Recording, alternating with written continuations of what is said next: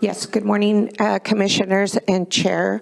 We are going to go ahead and get started by opening up the meeting for the Santa Cruz County Coastal Rail Board meeting. I will go ahead and take a roll call. Board Member Jensen? Here. Keeley? Here. Clark? Here. Montesino? Here. Board Member Alternate Hurst? Here. Board Member Alternate Schifrin? Here. Board Member DeSerpa? Present.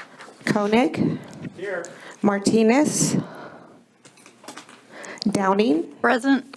Leonor? Here. And Calatari Johnson? Present. And Monroe Ochoa. With that, we're going to go on to any additions or deletions to the consent agenda. I'll go ahead and continue until we get to item number 4, and then I'll turn the meeting over to you, Okay. Chair. Okay. Okay, so we do have some additions to the agenda. We have a handout for item 5 that was posted on the RTC agenda, as well as our Spanish version of the agenda. And now we'll go ahead and move, oral communications. Okay, we don't have any in chambers. Let me just check on Zoom.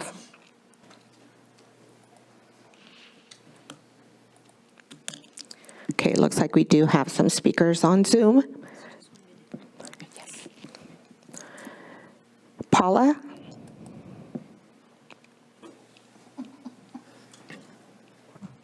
Good morning, Commissioners. I'm Paula Bradley.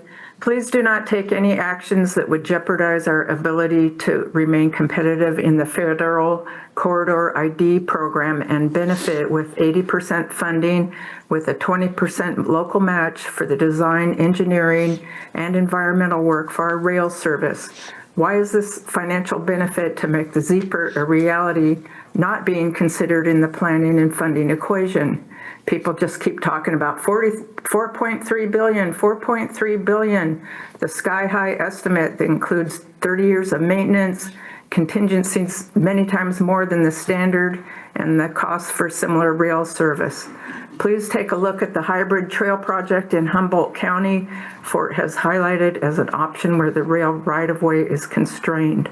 The Coastal Rail Trail benefits the entire county and beyond, including the economy, health, and the environment by reducing greenhouse gases as we are mandated to do. The costs of not reducing Paula? greenhouse gases are huge. How about include these costs in a cost benefit? Thank you, Paula.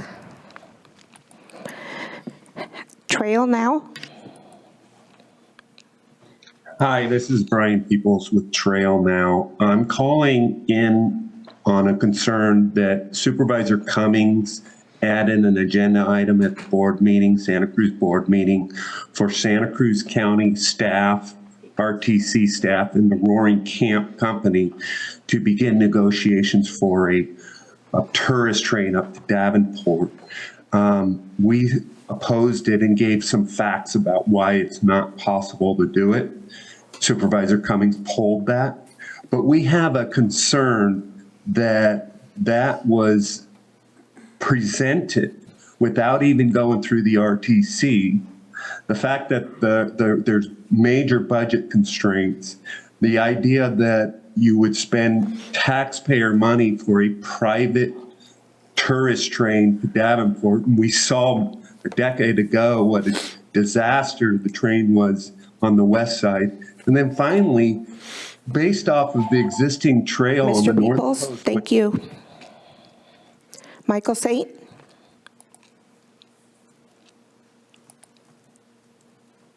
Good morning, Commissioners. This is Michael Saint with Santa Cruz PRT.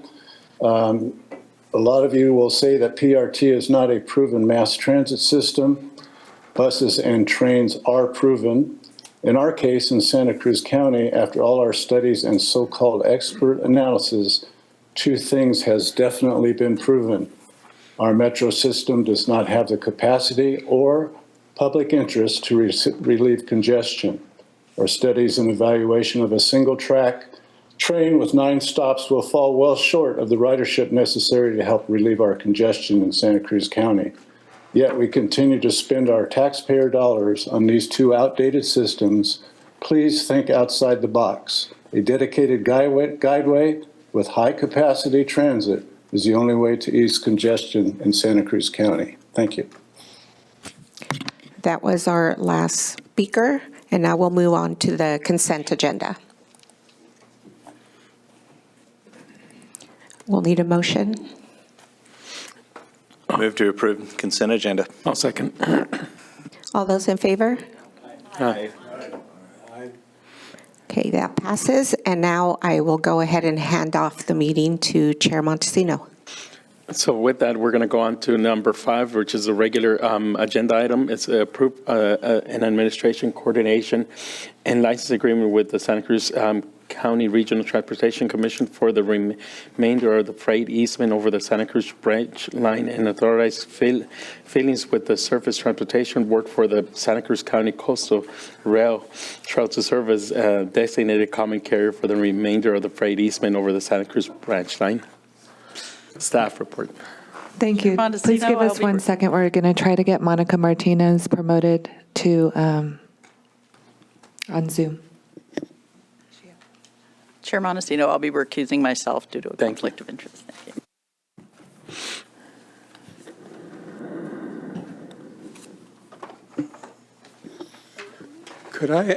Could I ask a procedural question? Go ahead. We've gone from the meeting of the SCCR board to the meeting of the RTC. Is that hasn't happened yet? Yeah, no. We're still at the Santa Cruz County Coastal Rail Board meeting. We're on the Action regular item. agenda, item 5, on the SCCR. Okay. Chair, can you tell us what page you're on? What page? Page 2 of the SCCCR Oh, I see. agenda. Okay, thank you. I get it. We also have a PowerPoint. If we could get that up, thank you.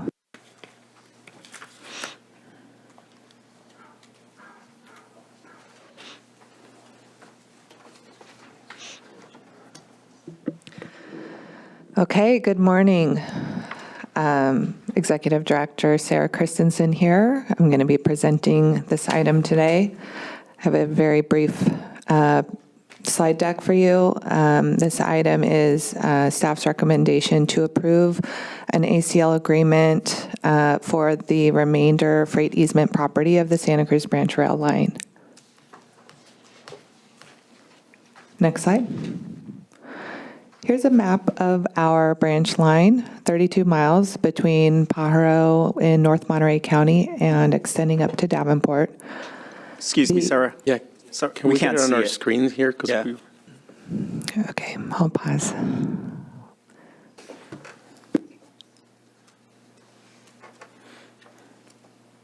There we go. Thank you.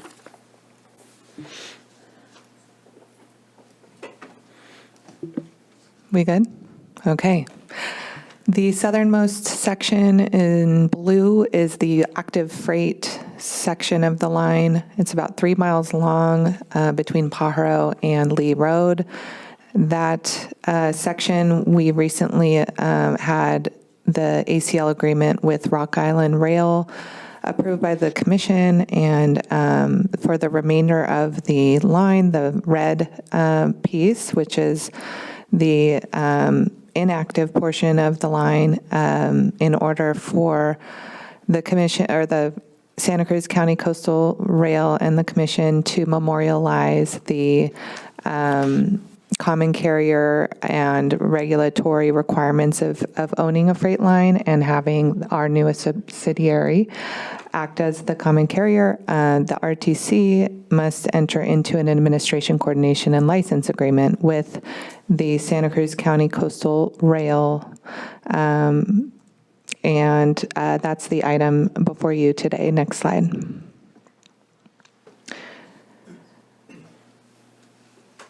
Here's a few ACL terms up on the screen. The assumption is that the common carrier filing will happen after the line is discontinued, and we are proposing to do this until repairs are made to the line. The ACL will preserve the remainder freight easement for future freight service while allowing for temporary use for public projects. Santa Cruz County Coastal Rail will be the non-operating common carrier of the remainder freight easement. This is a necessary step prior to filing with the Surface Transportation Board. We need to have an ACL in place. Next slide. Here's a transition timeline. The ACL agreement, assuming it gets approved today, would initiate this transfer. St. Paul and Pacific Railroad will file for discontinuance in accordance with our separation and release agreement that was approved last month. And that's for the remainder of the freight easement property north of Watsonville in May. The Santa Cruz County Coastal Rail would then file to be the designated common carrier of the discontinued line, and that would happen shortly thereafter. Once the filings are complete, the Santa Cruz County Coastal Rail becomes a designated common carrier of the discontinued line later this year. Next slide. And that concludes the presentation. Again, the staff recommendation is to approve the ACL agreement with the RTC and to authorize staff to make necessary filings with the Surface Transportation Board. Thank you. Commissioner questions? Commissioner Sherfin. Could you put up the slide on the timeline again, please? The timing of the Surface Transportation Board filings, the Progressive is going to file for the discontinuance in May. Does that have to be acted on by the Surface Transportation Board before the SCCR can file for becoming the common carrier, or can they be processed concurrently?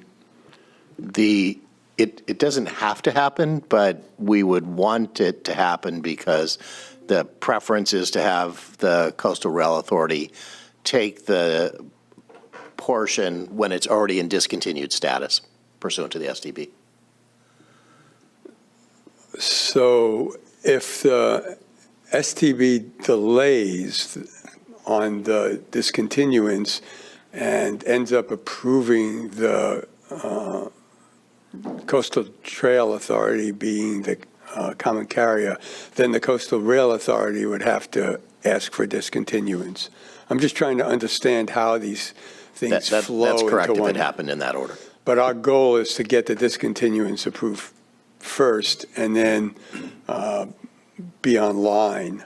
So will we be applying for the common carrier while that discontinuance process is happening? The intent is to have Progressive file for the discontinuance first. That's what's anticipated in the separation agreement with Progressive Rail. So they will file, and then subsequent to that, we would file for the Coastal Rail Authority to become the non-operating common carrier. But would we be filing before the STB makes a decision on the discontinuance? That hasn't been decided yet. The discontinuance, the structure of the separation agreement allows time for the discontinuance determination to be made based on the timeline that Mr. Hockey, our Railway Counsel, advised is appropriate for the discontinuance process. Thank you. Any other questions? Seeing none, I'm going to move to the public. Would like the public to end this item of the agenda? Here in chambers, I see none. Or someone is coming up.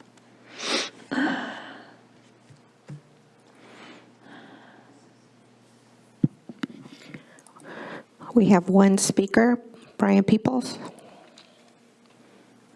We have one. Well, go ahead. You want me to go now, or you want to wait, let Matt go? Go ahead, Brian, and then we'll come back. Okay, thank you. This is Brian Peoples with Trail Now. We fully support the moving forward with this proposed plan by the RTC staff. We proposed this a decade ago, and actually former RTC Executive Director Guy Preston recommended it years ago, and he was frustrated that we didn't move forward with it then. Our community would be better off, better served if we had done it then, and we're hopeful that we continue to move in this direction. Thank you for your time. Thank you. Seeing no other speakers online, I'll move. We do have one more speaker online. Mr. Saint?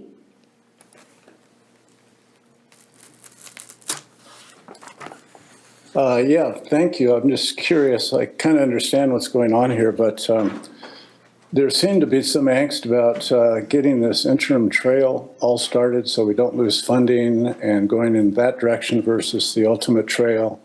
On a timeline, is that still an issue? I don't see much going on or plans on the ultimate or the interim trail. Are these things you're doing now with the ACL going to delay that? And is it going to put our funding in jeopardy? Thank you. Thank you. So I'll move back to Chambers. Go ahead. Good morning, Chair Montesino and Commissioners. We can't hear you. Could you? There you go. Good morning, Chair Montesino and Commissioners. I'm Matt Farrell, speaking on behalf of Friends of the Rail and Trail.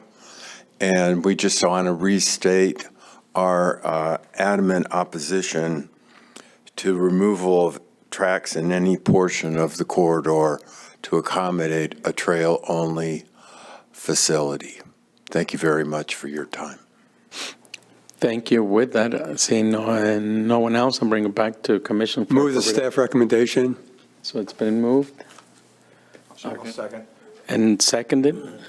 Chair, Commissioner Martinez joined us online, and Commissioner Martinez, will you please state your just cause?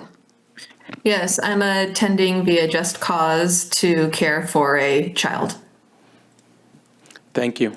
Thank you for that. So since she's online, so we have to do a roll call. Seeing no other questions or comments. Board Member Jensen? Yes. Keeley? Aye. Clark? Aye. Montesino? Yes. Board Member Alternate Hurst? Aye. Board Member Alternate Schifrin? Aye. DeSerpa? Aye. Koenig? Aye. Martinez? Aye. Downing? Oh, sorry, Yeah, she she's recused abstained. herself. Leonor? Yes.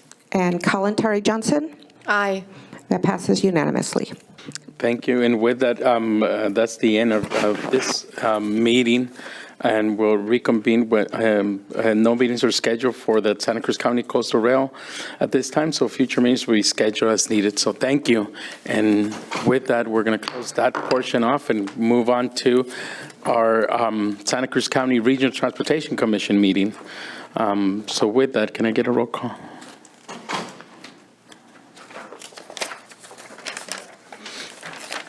Commissioner Kalantari Johnson? Present. Commissioner Leonor? Present. Commissioner Downing? Present. Commissioner Martinez? Present. Commissioner Koenig? Here. Commissioner DeSerpa? Commission Alternate Schifrin? Here. Commission Alternate Hurst? Here. Commissioner Montesino? Here. Commissioner Clark? Here. Commissioner Keeley? Here. And Commissioner Jensen? You have a quorum. Thank you. With that, do you have any additions or deletions to the consent or regular agendas? Yes. We had a revised agenda. We also had handouts for items 8, 11, and 18, and they were all posted to the RTC website. Thank you. With that, we're going to move on to, go ahead. My mic wasn't working. One thing that staff would like to propose is, out of transparency and to be proactive, we would like to move the item 7 from the consent agenda to the regular agenda, and that item is to approve amending the RTC programming and fiscal year 26 and 27 budgets and approve TDA claims for Santa Cruz Metro, Volunteer Center, Community Bridges, and the RTC. So we'd like to move that to the regular agenda. We have a presentation by staff prepared, so we could do that either before the unmet needs item or after. Either way. So we'll act on the consent agenda except for number 7, and after the consent agenda, we'll move on to number 7 on the consent agenda. With that, any questions on the consent agenda? Mrs. Serpa, she had a question. Do we need a motion for that amendment? Do we? To pull off? Correct. No, okay. So with that, any questions on the consent agenda except 7? Seeing none, I'll move to the public. Would like the public like to weigh on this item and with that, 7? Seeing none in chambers, do we have anybody online? Brian Peoples? Sorry, I'll lower my hand on that. Thank you. Okay. Thank you. With that, I'm seeing no speakers. I'm going to bring it back to the commission for appropriate actions for the consent agenda.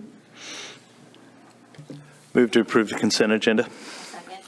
So it's been moved and second. Seeing no other questions or comments. Mr. Chair, if I may, Commissioner Downing, you need to note your abstention on item 5 on the consent. Thank you. So with that, can I get a roll call? Commissioner Kalantari Johnson? Present. Commissioner Leonor? Present. I think we're voting on the. Yeah, we're voting. Aye, that's why I pause. Yes. Commissioner Downing? With the exception of item 11, yes. Commissioner Martinez? Aye. Commissioner Koenig? Aye. Commissioner DeSerpa?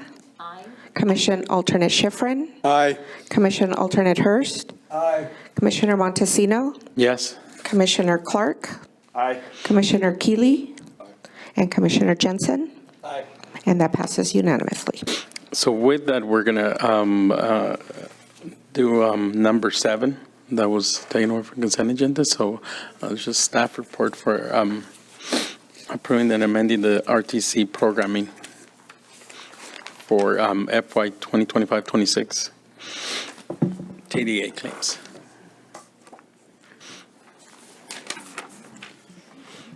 Good morning, Commissioners. My name is Marshall Ballard. I'm a Supervising Transportation Planner at the RTC. Okay, is that better?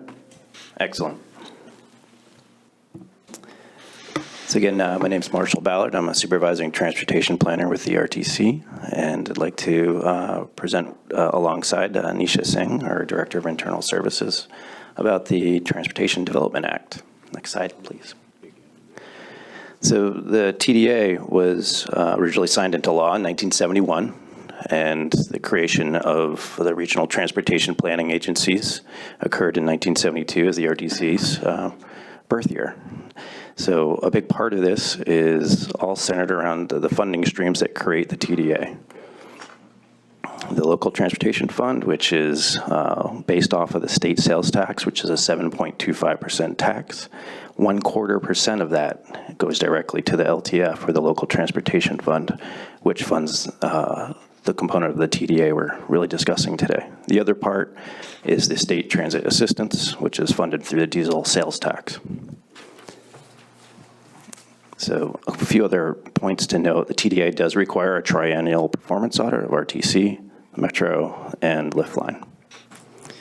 Also, you're probably aware, monthly at our commission meetings, you receive a report on TDA revenues. I also put in a little small note of each jurisdictional sales tax as a point of reference to see how local sales taxes are collected. And just a reminder that 7.25% of that is the state-rooted sales tax. Next slide, we're already there. So a big part of this and how the TDA funding rules and priorities are established begins with the articles that are laid out in the TDA guidelines. And those are the broad categories. Those articles really focus on how the TDA is functioned and distributed according to the RTPAs, or the RTC in this case. Article 3 is the main component to how all the funds are distributed and administered, and the RTC's focus is through the administration and planning component of that. The PUC codes are the strict rules, the public utility codes, and it's an order of operations of how the funding is distributed out of the TDA funding. And then the RTC rules and regulations are how these funds are implemented. So through our rules and regulations, it's a guide, essentially, how these TDA funds are allocated. And RTC, as the RTPA, is to receive all the dollars first, pay for administration, planning, then bicycle or pedestrian projects before transit. That's the order of operations. Next slide, please. So for the administration and the planning, the largest component is derived from our overall work program. So it's our planning and programming, our administration of how that occurs, all the other miscellaneous transportation allocations that may occur, such as our service lines, such as FSP and the SAFE components, as well as the Cruz 511. Then we work into our claim process purposes and transportation planning process. So once the RTPA, or in this case us, the RTC, has taken out our money for the administration and the planning of all the TDA funds, the remaining dollars are then allocated to recipients. And then on the next slide, I'll explain how that occurs. So according to our rules and regulations in section 4, we break it down as this. So the number 1 there, you'll see pedestrian bicycle facilities. And I mentioned this earlier, a couple slides ago, that is actually the second component to how things are funded in order of operations. But in our rules and regulations, the RTC has decided to move that into Article 8. So we do not fund bicycle and pedestrian facilities before the second one, which is Santa Cruz Metro, or the third or the fourth. So the second item after we've completed the administration and planning component of the TDA fund allocation rolls into Santa Cruz Metro, when you have 85.5% of the remaining LTF funds, local transportation funds, that go to the transit district. Once that's completed, you have 8.4% that goes to the Consolidated Transportation Services Agency, in this case, Community Bridges. After that, you have 1% going to the Volunteer Center. Then the remaining amount of leftover funds and the remaining percentage is provided in the claims process to all of our jurisdictions for bicycle pedestrians. And if there are remaining funds, then to local roads. And that is where the money goes and how it flows. So now I'd like to welcome Nisha to come up and finish the presentation.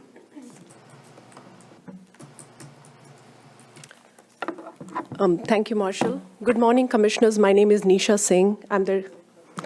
Good morning, Commissioners. My name is Nisha Singh. I'm the Director of Internal Services. I'm here to present the financial aspect of TDA as to how it flows and how much portion, how is the lifeline of this TDA comes to RTC. Overall, we are seeing that TDA budget revenue shows steady and moderate growth from fiscal year 24 to 27.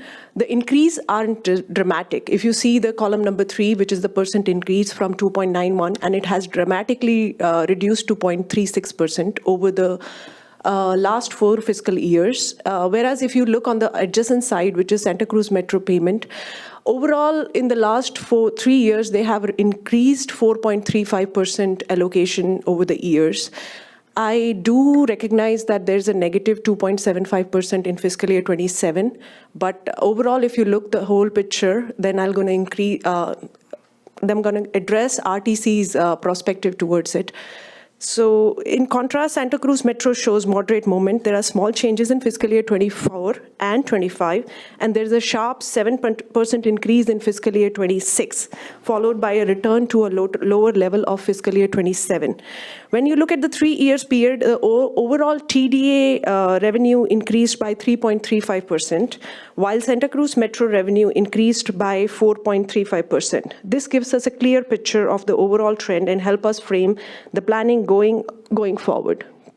Next slide, please. Okay, this is a slide reflecting our RTC reserves. What we are seeing is the analysis in concentrating trend. Although our target reserve is 30% of the operating budget expenditures, it continues to rise each year. Our actual budget net revenue carryover falling further below the target. So when you look at the first column, that's the operating budget. It has gone from expenditure 4 million to 4.3 million. So has been a significant increase in our RTC operating budget. Whereas if you look at the 30% of operating budget, that accumulates to what we should keep as a target of 1.3 million in RTC as a reserve. Then if you go at the net reserve carryover, that's pretty low and significantly going lower over the years. If you look at fiscal year 24, it was minus 25. In fiscal year 25, we put in some cash towards it, and that's how we have a negative 15%. But as we go over for fiscal year 27, it has dramatically reduced to minus 66%. So currently we are operating at 34% of the reserve, which is not an ideal position to be for any agency to be in. So can you move on to the next slide, please? This is the phased approach for the next 5 years to replenish RTC reserve. As you can see on the left side, we have a target reserve, which is reflecting in the blue line. We have orange, which is RTC reserves, which reflects at an average level initially in fiscal year 24-25. But as 26-27 comes in play, the overall reserve is dramatically going down. As we currently stand in fiscal year 27, even with the infusion of 661 towards our reserve and with 200,000 K increase in our expenditures allocation towards our expenditure, even then we are trying to stabilize our position with 34% reserve margin. If you go over the next 5 years, this is a planned phased approach. This is based on assumption that we put in 30% of reserve every year for next 4 years. 4 to 5 years. But this is a very happy-go-lucky kind of a position if this happened, but I'm not expecting it. So for us to manage and come back to a reserve, which is 30% of the operating budget, we might take some to 7 to 8 years. This is a very if the commission commits to it, then only we'll be able to reach our 1.3 million kind of reserve that we need. The basic reason why we need reserve is because we have grants. We function on reimbursement basis. So initially we have to pre-fund all our expenditures from our RTC reserves. And once the reimbursement comes, and as you guys all are aware, that all our reimbursement comes, first we invoice, and after that it's a 3-month process, some are quarterly. So after that it takes almost 6 to 8 months for us to get those grant reimbursement. In such a situation, it's not ideal for any we do not have the cash in hand, and it's nowhere for us to pay these grant money. So we are waiting on the reimbursement. We are following on the account receivables to get these cash so that we can hold a stable, positive cash balance. So this is where we lie right now. It's not an ideal position for us to be in, but this is what it is. It's with this approach, even with the 661 in reserves and 1 million as an expenditures allocation, we are looking at a 34% reserve, which is very low for us to maintain. We are constantly looking for cash every bi-weekly payroll. Every invoice that comes in, we are looking for, do we have the cash reserve for this? it's not a very healthy position for any organization to be in. In this situation, I would like to propose that we keep our RTC budget as it is and not touch it at any cost, because if we do it, I'm going to come 3 to 6 months down the lane and we're going to suggest another infusion of more cash, and that will not be an ideal position for us to be in. So with this, I would like to propose the staff recommendation, which is on the next page, where we approve the program and budget amendment as requested the project sponsors and approve TDA claims for Santa Cruz Metro and keep it as we went through our budget process, which was in March. Our BNA committee did the grilling, saw all the aspects of it and allocated the appropriations. And then we went to commission in April. So it was a very open-ended process that we followed, where we said, oh, we need these allocations. Even with these allocations, if you look at the admin budget, Yesenia, if you can go a little down, 1 or 2 more slides, just for our reference. One more. Even with these allocations, so if you see the first TDA revenue, what is 1 million, then you have a Measure D infusion, which is 795. Overall, if you see that we haven't changed our salaries, expenditures or overhead expenditures over the years. What has dramatically changed is our liability insurance, which has gone 80,000 over. Other than that, we have reduced our contingencies. So we are actually working on a very fine line where we can fall anytime. Even with this such balanced approach that we tried to reduce our budget and come to a balanced budget, we are still dipping into the reserve for 447. If you see the last line, to and from reserve, which is 447, that's actually even after infusing 667 and the carryover, which we are saying that we are going to need 447 to dip in reserve. That's how the critical position we are in. I would highly recommend that the commission support us in this rather than falling into a deficit in near term. Thank you. I'm open to any questions you might have. Commissioners, questions? Commissioner, Kalentari Johnson. Yeah, Kalentari Okay, Johnson. it's a long one. Thank you. Thank you so much for the presentation, and bear with me, I'm new to the RTC and catching up. Last month was my first meeting, and clearly didn't read things closely as I should have. So I do have a number of questions. I want to thank Executive Director Christensen for talking me through some of them, but I'm going to ask some of them again here. So if you could provide some context and background, how did we get here? Why are we at minus 66%? So I believe last 4 or 5 years, we have been very kind enough to say when we get the RTC money, oh, we'll allocate to all the agency rather than funding our reserve, rather than proposing a balanced budget. We said, oh, we have reserve. So if you see in fiscal year 24, we had a reserve of 1 point close to what we need to be. So in that situation, we said, okay, let's pass on the money to the counter agencies and we'll keep on dipping into our reserve. But that position dramatically changed because we kept on dipping it for 2-3 years rather than replenishing it. So it's like your saving accounts.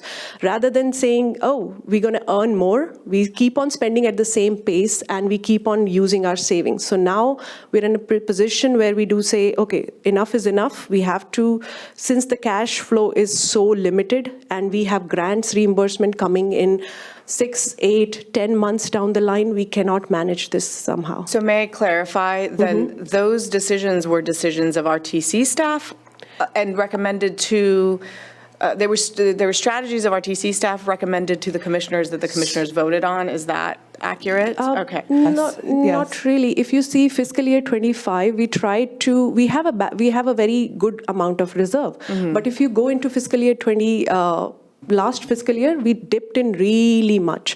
So rather than staff proposing saying that, oh, this is our budget. So currently our admin budget states at 1.4 million, but we're still saying we'll just take 1 million.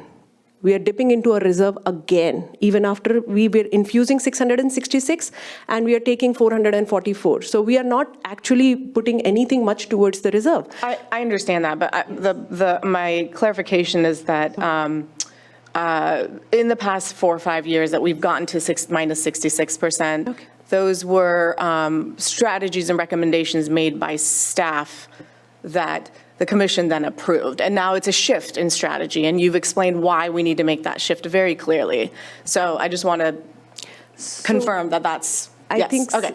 yes. So one of the challenges here is that shift in strategy, which again, in my mind, the way you've explained it makes sense.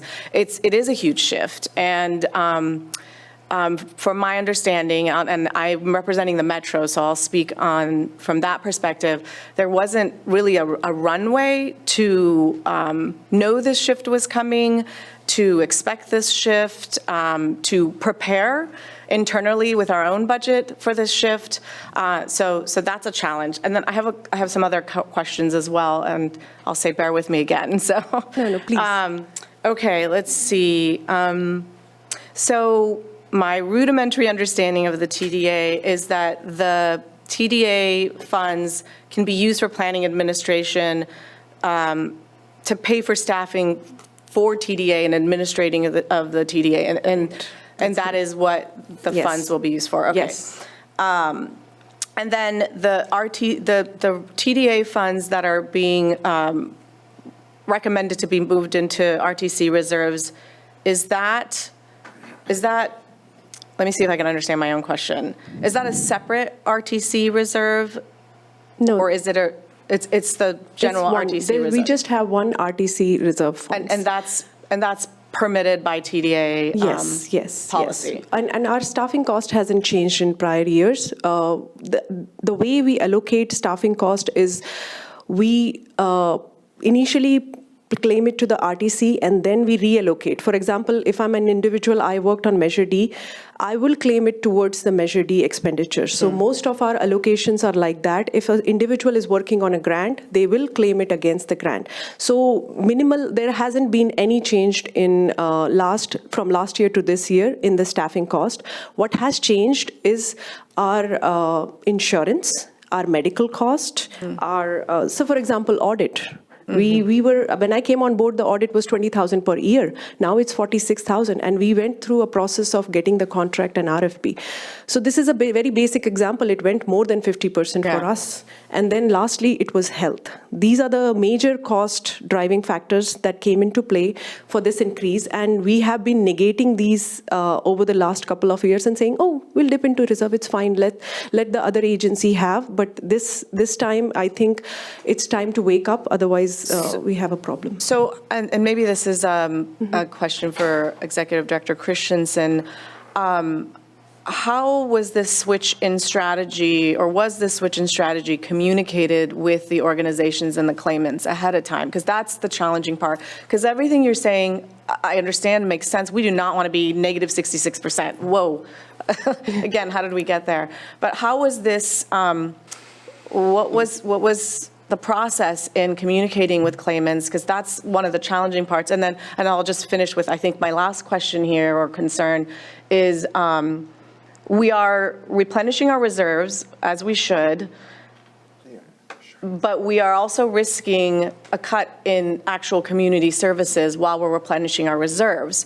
So is there a way, and I appreciate the phased approach, now that I saw that slide, that's great. Is there a way that we can give more of an on-ramp and more time and more phasing so that these organizations can adjust internally for this phased replenishing of reserves? So that was a multi-part question. Sure, and I'll take that question, Executive Director Christensen here.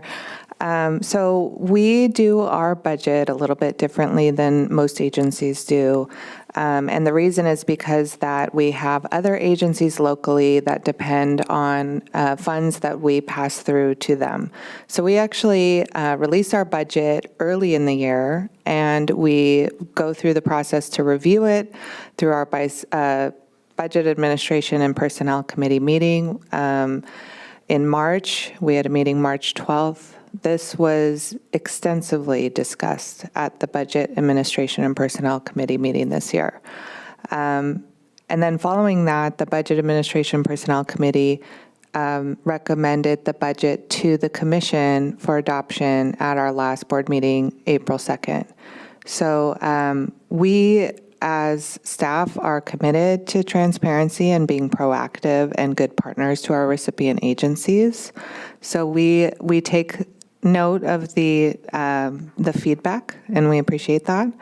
And we're going to see what we can do internally to be a little bit more proactive with communication of these allocations ahead of time, so that we're not after the fact, trying to, discuss or undo something that was already adopted. So the order of which, the budget happens, we adopt our budget typically in April, and the reason for that is then we could go through this claims process, the TDA claims that are before you for approval today. So that has to happen in order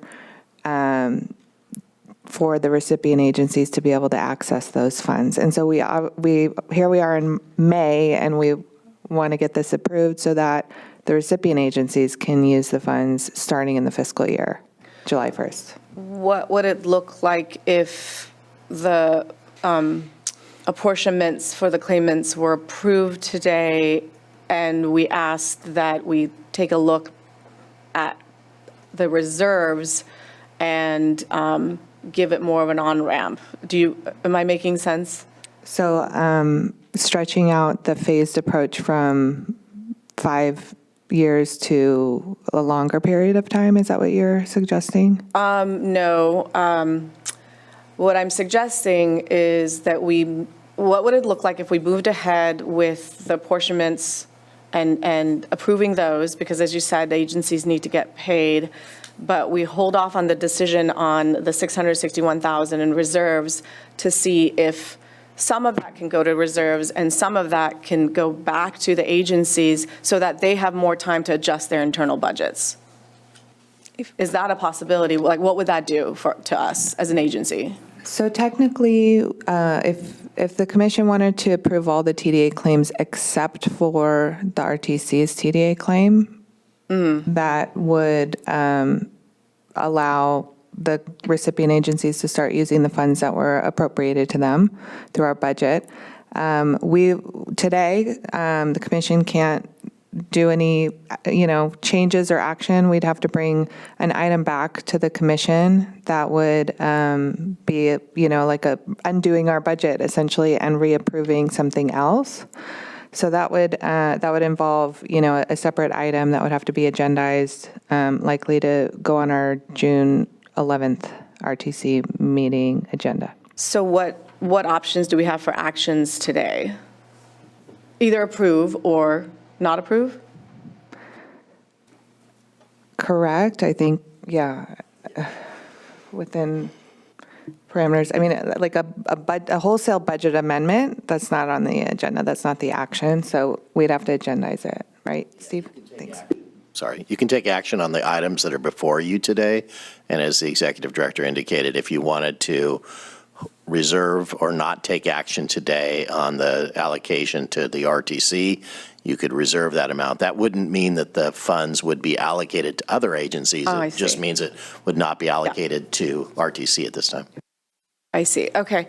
Those are my questions for now. Thank you all for being patient with me. Commissioner, I would like to clarify that 661 looks a very big amount to you, but if you see our deficit, which was 441, our revenue was lower. We took a lower revenue with that million and 700, 1.7. 2.3 is our expenditures for the admin. So out of that reserve, 441 is right away going towards that expenditure. So it's only net 200. So even if we give away that 200, I think we do not stand any reserve. We are not contributing to any net reserve. And I appreciate and understand that. I'm just trying to figure out if there's a way that agencies who will be risking cutting services will have some more time to adjust their own budgets while we replenish our reserves. That's the goal that I'm trying to get to, and I'm not quite sure how to get there. So maybe my colleagues have some thoughts and ideas on that. Commissioner Schifrin. Yes, I have a couple of questions. This is not the first year that the commission has used this process to approve its budget. this is the process we've been using for as long as I can remember. And one of the goals of it is to give agencies a chance to, when they adopt their budget, to understand what their allocations are. Sometimes they go up, sometimes they go down because the money that's available is sales tax money.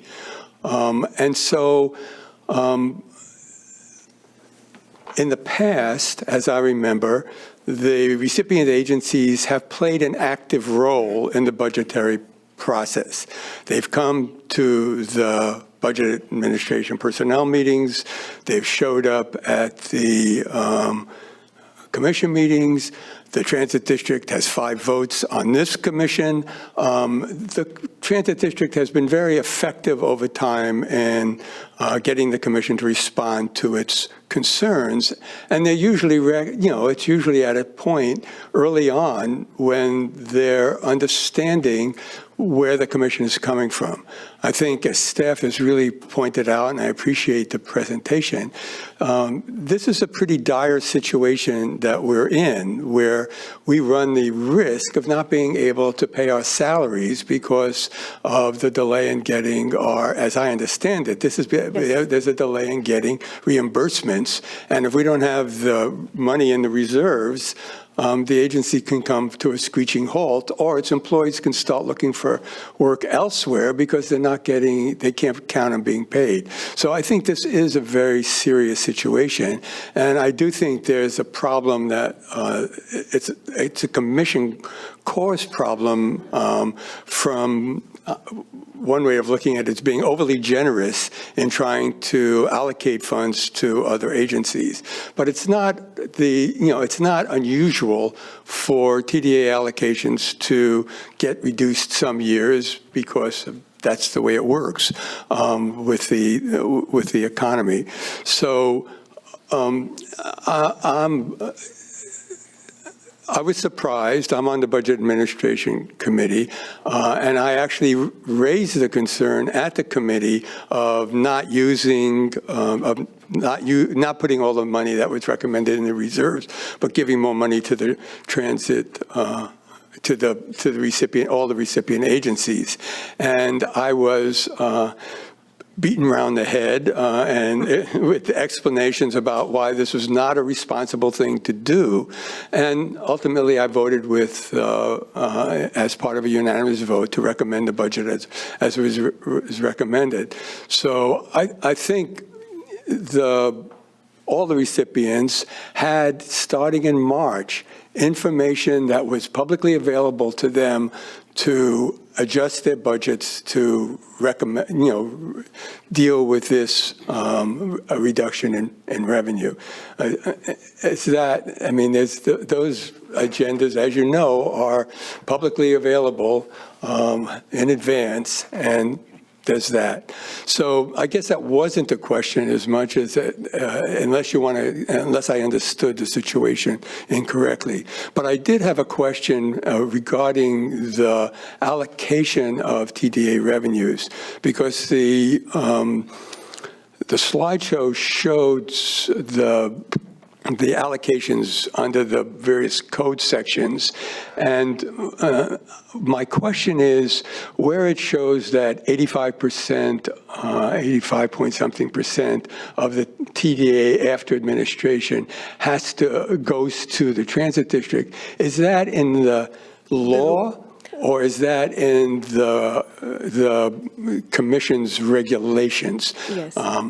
It's in our rules and regulations under TDA. So from my perspective, over the decades, this commission, which could be using a much more significant percentage of TDA for other purposes, like funding the local agencies, like funding roads, there's nothing that prevents that, has been using the vast majority of its TDA revenue that it doesn't need for administration for our transit district, which also gets half-cent sales tax and also gets a percentage of the Measure D. So my sense is this community and this commission has been very generous to the transit district, and in some years has been very appreciated by the transit district. But sometimes we have to tighten the belt. And I just think this is one of the years that we have to make the priority protecting this agency, even though it results in some hurt to our recipient agencies. And you know, I'm sorry that has to happen, but I think I haven't been aware of how much of a problem. I'm usually the one that's maximized the money going out, and I guess I've lived to regret that now that I see how much of a problem the agency is facing, and I do think we need to dig ourselves out of this hole. Thank you. Thank you. Thank you, Commissioner. I agree. Any other Commissioner Lovers? I just want to express my appreciation for Ms. Calendari-Johnson's question. I, too, am kind of a newcomer here, although I've been around a while. It's good to get those questions out, and it's good to hear the answers, too, and I'm in full agreement with Mr. Schifrin.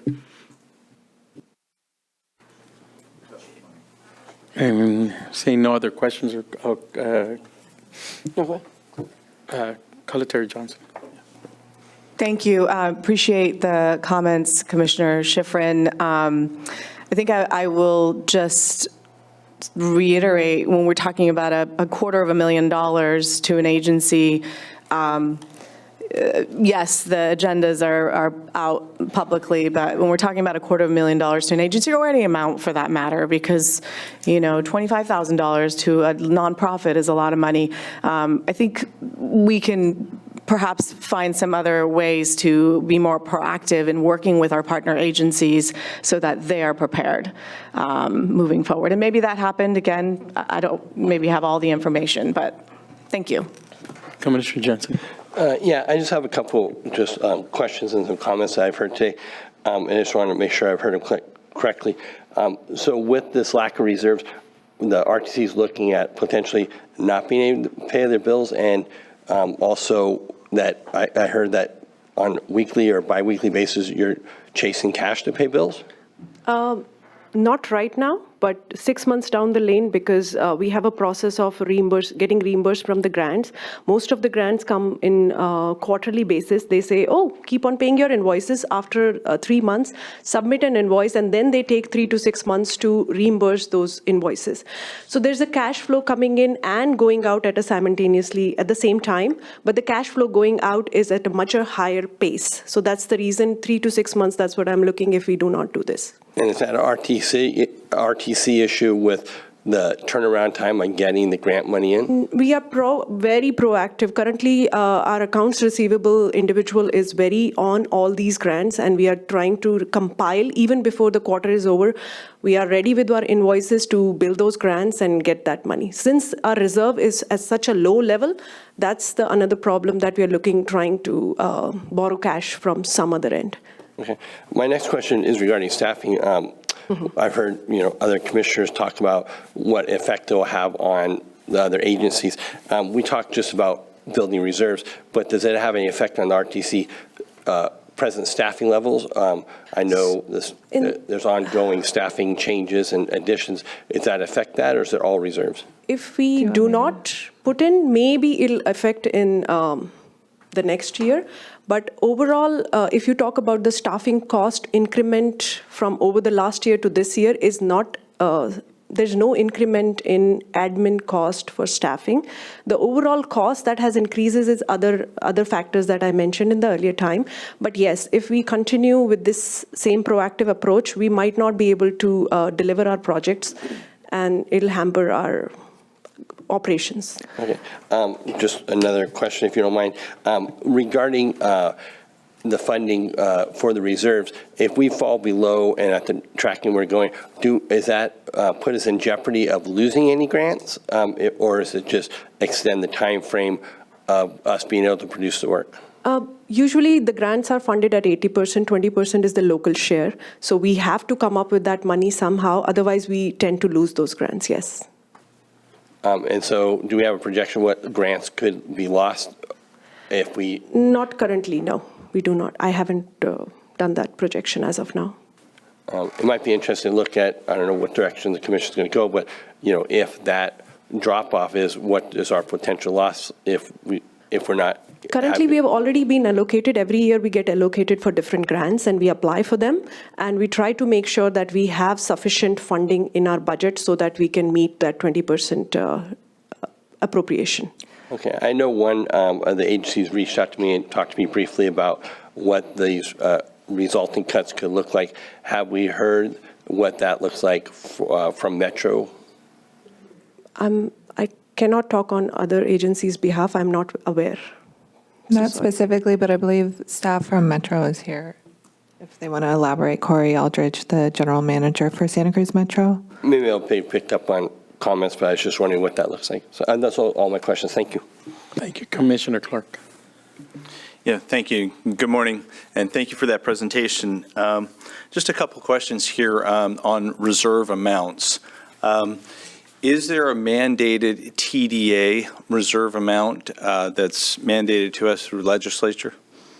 Not through legislature. I don't know if our council can comment on that, but as per our rules and regulation, we are supposed to maintain 30% of the operating expenditure. But I'm not, I don't know if there's any legislation. It's my understanding that there is an 8% mandatory TDA reserve. Correct. And then the remainder of our RTC reserve, that 30%, is a matter of our policy. Is that accurate? Correct. Yes. Okay. And so taking a look at that, would it be fair to say that historically RTC has underfunded our own operations to prioritize transportation and voluntarily allowed ourselves to dip below that 30%? Yes, that's correct. Okay. And is it fair to say that this created a structural deficit and sort of an unsustainable reserve depletion? Yes. Okay. Taking a look at this, what we're planning here is a phased-in approach. So if we do nothing this year, if I understand it, we're going to have to take a significantly larger bite of the apple in future years. Yes. Not even future year. I think I'm projecting 6 months down the lane. I'll come and say we do not have cash. How do we do this? So we're going to look for. We could see a very real impact to this proposed fiscal year budget, the 26-27 fiscal year budget. Now, I know that we have some significant projects in the pipeline coming up here, and we've made a commitment to trying to ensure that we have the staff to manage that, right? Is it fair to say that if we were fully staffed, we reduce our need for outside consultants that are charging us at the rate, 2x and sometimes 3x of what our staff would? So would it be fair to say that ultimately we save money by ensuring we have the proper staff, especially with these significant projects that we have moving forward? Is that a fair statement? I could take that one. Thank you, Commissioner Clark. We, as some of you are aware, did a pretty extensive restructuring of our organization. And one of the things that we did was we did grow. And the reason for that was we were heavily dependent on professional consultants. And sometimes those professional consultants, specifically for, project delivery, rewinding back to my prior role, these consultants, they cost a lot more than staff. And so through this restructuring, the commission made a very fiscally responsible choice to increase staffing for example, the project delivery side of things, because that resulted in a lower operating costs for just delivery of our capital projects. That's just one example. We also did the same with our rail corridor property management. We created 2 new positions for real property, and those positions have made, basically having that local staff has made our responsiveness a lot stronger and proactive, and we've been able to do some pretty amazing things with our rail corridor, as you're all aware, that we own. So prior to the restructuring, we were paying consultants 3X, as you mentioned. So thank you for those, letting me weigh in on the history behind our agency's current state. And I know we're talking TDA here, but I can't help but notice, looking at the Measure D that's projected for the year, as I was reading page 9 of the budget report, it looks to me like Metro is actually plus a little more than 32,000 out of Measure D funds this year. And then also Community Bridges is also up. They're plus a little more than 8,000 out of the Measure D funds, which hopefully help offset some of the TDA effect that's happening here. Am I reading that correctly? Yeah, thanks for noticing that. That's a really good point, Commissioner. Okay. I think that's all the questions that I have for now. Thank you. Thank you. Was it Commissioner Downing? Yes, thank you, Chair. I wanted to thank you for your presentation this morning. I think it really clarified some of the concerns that those of us representing Metro have regarding how dire things are and how swiftly they became that. Because I think that's one of the things when you talk about the historical things that you described. I think some of that was just quite recent. And we also have to remember the volatility of fuel prices is a bit of a recent thing too.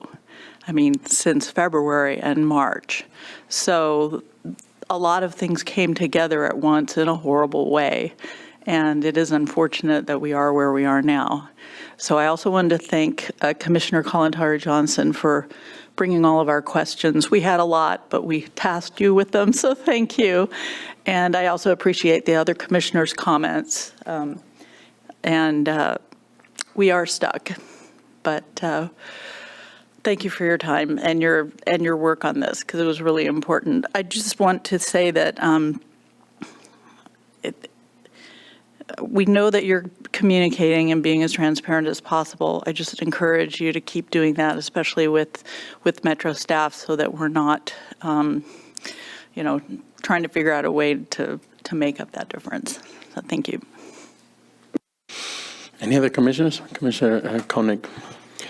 Just one very quick question, and thank you for the very thorough presentation. I mean, for me, the most instructive portion of that was where you looked at the last 4 or 5 years of TDA revenues, the increase of whatever was around 3.5%, and explained that Metro over those years has actually increased 4.3 or so %. So actually, Metro's share grew of the TDA revenues faster, or total allocation grew faster than the Metro's allocation grew faster than total allocation. I guess the question is that the same? Is the same also true for Liftline? Yeah, the allocations of transit and paratransit are based on percentages, so I would assume same adjustments. Right. Okay. I mean, so that seems more than fair. I know that we're hearing from the recipient agencies, well, it's not growing as fast as inflation. Well, yeah, because the revenue source isn't growing as fast as inflation. It's sales tax. That's the same problem that we're all experiencing for all of our jurisdictions. And so I think what we see here, any whiplash as far as the change in allocations is really just a result of the RTC doing what it must at this point to maintain fiscally responsible reserves. I mean, this is not, it's not tyranny on behalf of the RTC, it's weaning, right? I mean, we have to do what we need to as a body, as a jurisdiction, or to stay fiscally responsible and healthy. So, thank you. Commissioner Serpa. Thank you. Thank you for the conversation today. It's a difficult time for all jurisdictions. And I think we're finally feeling some of the belt tightening that we knew was coming. I do think there is a shared responsibility between agency executives, and I've expressed that to Sarah, that it would be helpful in the future. And to the Metro questions, I think it would be helpful for our executive to pick up the phone and call the other executive and say, hey, this is coming. Just wanted you to be aware, and let's talk about it. I do think that could be an improvement. In general, Sarah, can you anybody who wants to answer, what's the actual percentage of reduction in the TDA to Metro? So it's not just to Metro, it's to all recipient agencies, but Okay. it's between 2 and 3%. 2.3%. 2.3. 2.3%. 2.3%. Thank you, Nisha. Okay, that's helpful. You know, at the county level, we've just eliminated 58 positions. We have a hiring freeze. We also have frozen travel, conferences, other expenses. Sarah, can you talk a little bit about what the plan is for sort of doing belt tightening in our own agency? Sure. I will say, because we are a small agency, it's really difficult to tighten the belt in a rapid way. So our strategy is that over time, we're going to be reducing costs and looking for ways to improve our operations. We, over the last few years, we've actually significantly changed our amount of funds that we contract out, like Commissioner Clark mentioned, versus how much we use in-house. We'd rather use local labor than contract it out when we can. And so that was a major change for our agency. And I'm committed to continuing to look for ways that we can cut back in an incremental way that does not affect our operations. For example, I just canceled a training I was supposed to go to next month, which is fine, but I'd rather cut my own training than my staff's training. But things like that, I mean, we're definitely tightening things up, and it's at the top of our minds, especially given the state of TDA and our partners and our reserves. So thanks for those comments. Yeah, thank you very much. Every year, at least in the county coffers, we lose about $10 million that we normally would get in our sales tax revenue to other communities that have these giant distribution centers where people are buying things online and then they're on trucks going out of those distribution centers. So, for example, nearby in Salinas, they've just built this giant distribution center, and so when people buy things online, they're moved from that distribution center out for delivery. Our county doesn't see any of that revenue anymore, or very little of it. Do you know, are we looking at a similar thing in terms of our revenues in sales tax? Or are they expected to grow? So every month, staff includes on the consent agenda a report on TDA revenues and a report on Measure D revenues. So we do that monthly so that we can monitor ourselves and to be transparent to the community and the commission. If there are any dips or increases, this is why we make this information available on every agenda. Okay. And then maybe this would be a future information from Ray Cancino. I'm on the board of CCAH as well, and one of the community supports that's provided for patients on Medicaid is rides to medical appointments. And so I'm wondering, has that reduced the need for Lift Line? I don't know. He's shaking his head no. Okay. It seems like it would, but I just don't know what the status is, so maybe we could talk about that in the future. And then finally, I just heard that TDA could be potentially used for roads. And in District 2, in Manu's district, in Monica's district, we have huge needs for road improvements that have been neglected for years. So I'm glad to know that the TDA in the future, potentially, we could consider using that for some road repair. Thank you. Thank you. Commissioner Jensen. And just one follow-up question. I was wondering if the executive director could maybe elaborate a little bit on just the process again, on how we got there, and then how was this communicated out? Would you like it?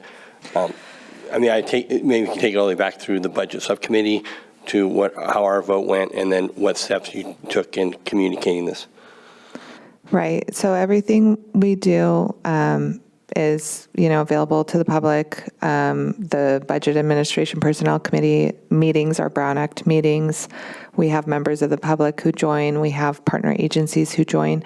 So what we did was we released our budget in early March, and that's what we do. We tend to do every year, is our draft budget we release early so that other recipient agencies can incorporate those projected and expected revenues into their budget preparation. So that's why we prepare our budget early. We review it early through the B&A committee, and then the B&A committee tends to recommend the budget to the full commission. We always have it on the regular agenda. It was on the regular agenda, although it was maybe not the highlight of the meeting because we had a lot of other more public interest on other items on the April agenda. But that's really the process. And then once the budget's adopted, then we go through the claims process to then make those funds available to the recipients. So this is a 3 or 4 month long process that we go through. And then, this would have been a really simple phone call, it sounds like, from the commission's perspective. I do meet with Corey on a regular basis. We talk about this. We have talked about it in the past. The answer isn't always what the other side wants to hear. And so, I think it goes deeper though. Like I believe that we need to strengthen our agency's collaboration and relationship with Santa Cruz Metro, and that's why I've been really trying to prioritize our planning staff in particular to collaborate on letters of support for grants, to collaborate on data gathering and making data available to all recipient agencies, not just Santa Cruz Metro. These are some of the initiatives that we are taking on as the RTC to bring value to our region. And if you want to know more about that, we can maybe come back with a presentation. Just one follow-up. What was just remind us what the last vote on the budget was from a commissioner standpoint? Do we remember? I don't remember a no vote, so. It was unanimous. Unanimous, yeah. At both the Budget Administration Committee and at the Commission. Okay, thank you. With that, seeing no other questions, we're going to go out to the public. We'd like the public to weigh in this item of the agenda here in chambers.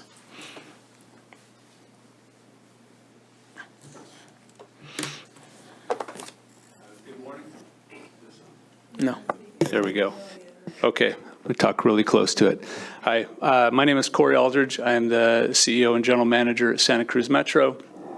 I'm still learning about TDA, but from what I've been able to ascertain, it looks like TDA, the RTPA that receives the TDA funds, they are able to build a TDA reserve, and they are able to use TDA funds to administer the program, and they're able to use up to 3% of the TDA amount for planning purposes.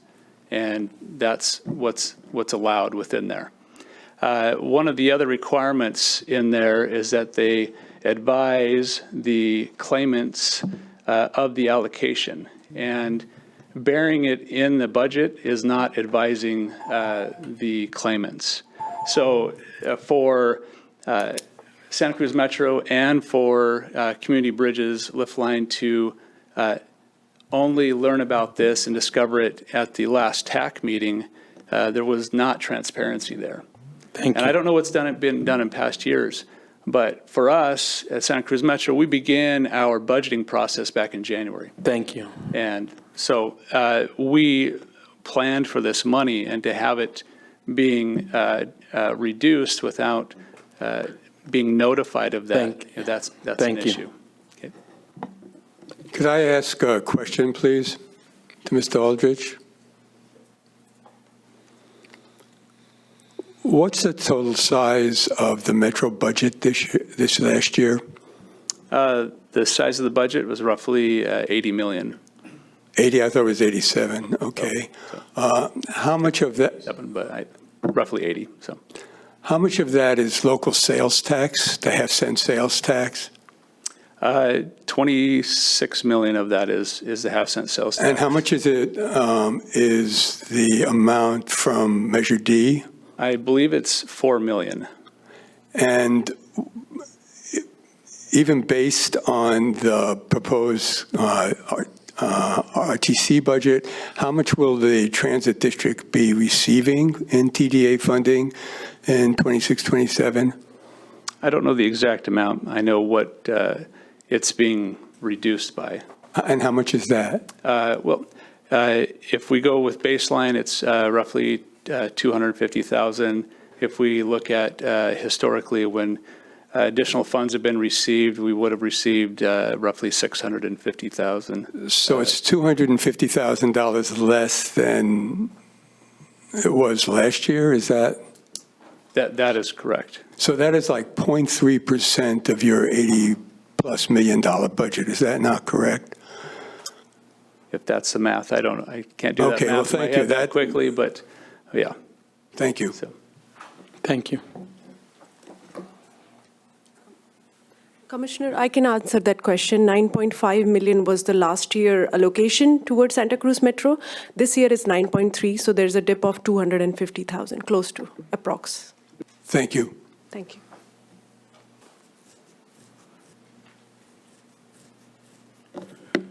Good morning, Commissioner Montesinos and Commissioners. My name is Jesus Bujorquez from Lifeline. And an operational point of view, not receiving an increase this year is pretty much cut in services. We're having right now like 30% increase on fuel cost and also higher insurance premiums, inflation, and also higher cost of living adjustment that we need to make just to keep staff in one of the highest region in California. So basically, adding this to a 2.7% decrease on TDA funds, this brings down our purchasing power by 5%. And for Lifeline, this means about 28 fewer rides for seniors and people with disabilities, rides to places like medical appointments and dialysis and other services. Thank you.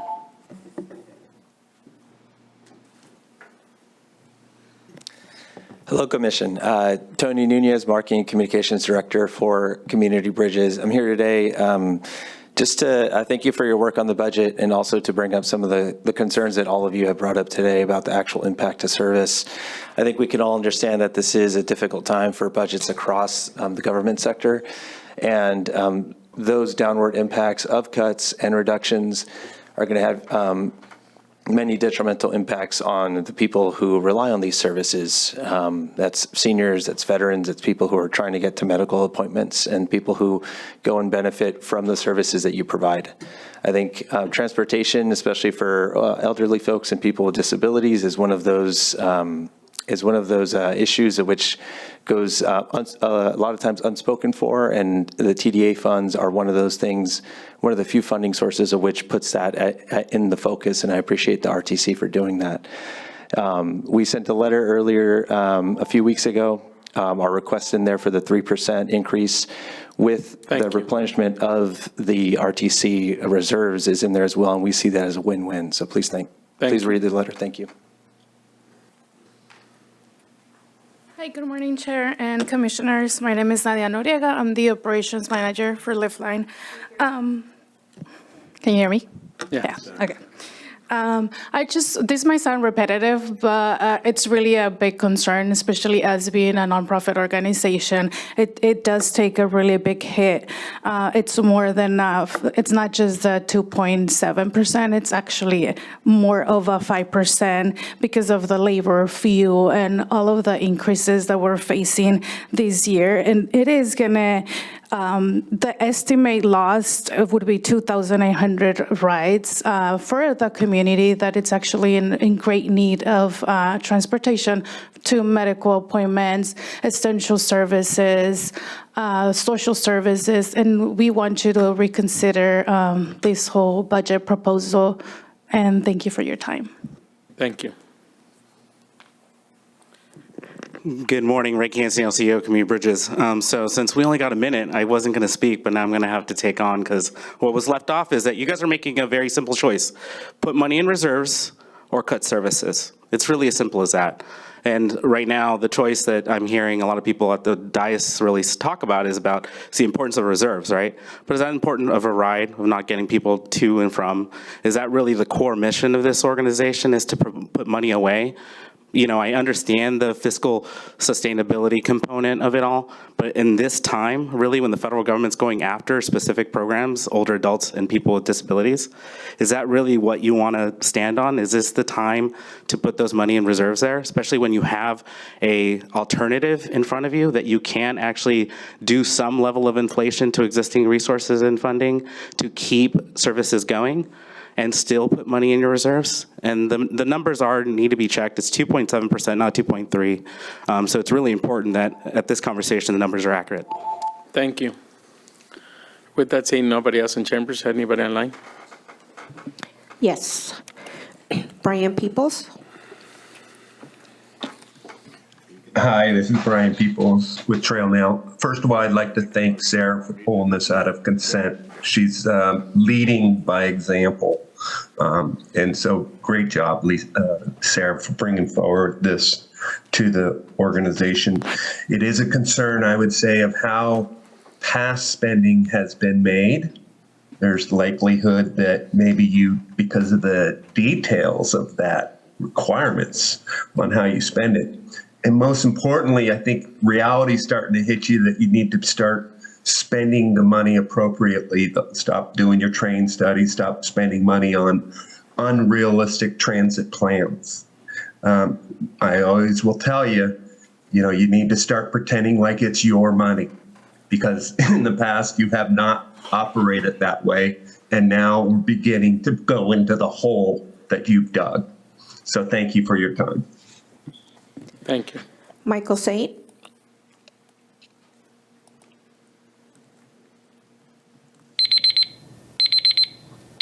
Yeah, thank you very much. I agree with Commissioner Clark's comments about reducing costs by limiting consultants, and I also am thankful that Director Christensen has got this on her sites and is trying to bring things more back into staff.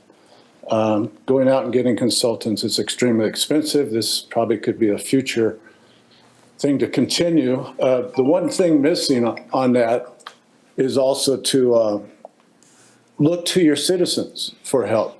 A lot of citizens are retired here in Santa Cruz County. They have expertise in planning as well as engineers. People that are financially retired can also help. And this would all be done free.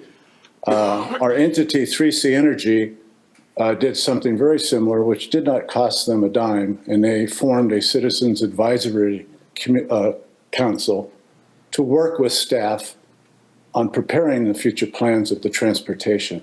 They did it, of course, through solar and things like that, as well as EV programs. But I think, if you look to your citizenship, you have quite a resource there, and that could help out immensely. Thank you.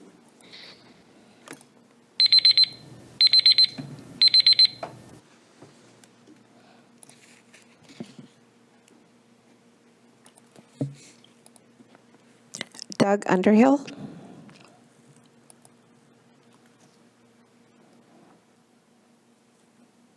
Thank you, Chair and Commissioners. Doug Underhill, CFO, Community Bridges. I do want to point out that the TDA funding is outpacing inflation. It's increasing by 4.2% this upcoming year. But total funding increasing by $548,000, but the RTC is proposing they take an increase of $859,000. There's a very big difference between building reserves for cash flow and trying to plug holes in a structural deficit. They're trying to apply this structural deficit to TDA funding at the expense of services. And for Mrs. Singh to state that even though there's an increase in the administration from $800,000 to $1 million, she says it costs $1.4 million. Then why are you showing it as an increase in reserves when it isn't? it seems that there's a larger structural deficit problem that needs to be corrected. Thank you. We don't have a structural deficit. I know what he's talking about. Sean? It's a misunderstanding of what the term means. Ever since the RTC started talking seriously about not building its signature project, it's been downhill. You know, originally, quite a while, the interim trail was always called the Greenway Trail in all the meetings by the commissioners until someone said, let's give it a name. You know what? Do we have any studies for it? No, let's have studies for it. And on and on and on and on. And we get to a point like near the end of last year, there was a meeting where DeSerpa said, oh, what's the largest funding we've ever had? I don't know what it is, even though it's record setting. And Manu says we have to avoid we have to take advantage of every option other than the rail, including boring a tunnel through sandstone. Wasting time like this is an endless project, and you're all doing it also at the peril of Metro. Thank you. With that, I'm closing up public comment. So we'll move back to the Commissioner. Commissioner Keeling. Thank you, Mr. Chairman. Mr. Chairman, I would move the staff recommendation. It's been moved. Second.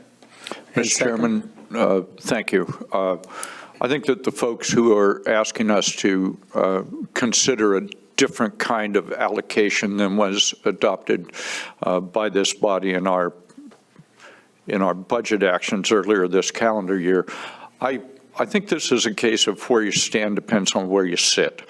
And I think that both at Metro and at Liftline and the various other services, these are not unreasonable requests from their point of view. They have agencies with missions and they need to accomplish those. We have an agency with a mission, we need to accomplish ours. And it seems to me that what we did in the budget and what is before us by now appropriating within the approved guidelines of our budget is balancing a series of equities that our body needs to balance. And it is not as if we don't understand the budgetary needs of our partners. I think we understand that very well. And I think that within the context of what our core mission is here, with the various challenges and activities that we have undertaken, both that are obligations under law as well as discretionary decisions by this body, I think that what is being recommended is fair, which is different than certainly whether everybody gets what they want out of it. I would hope that Liftline and Metro understand that we believe we continue to be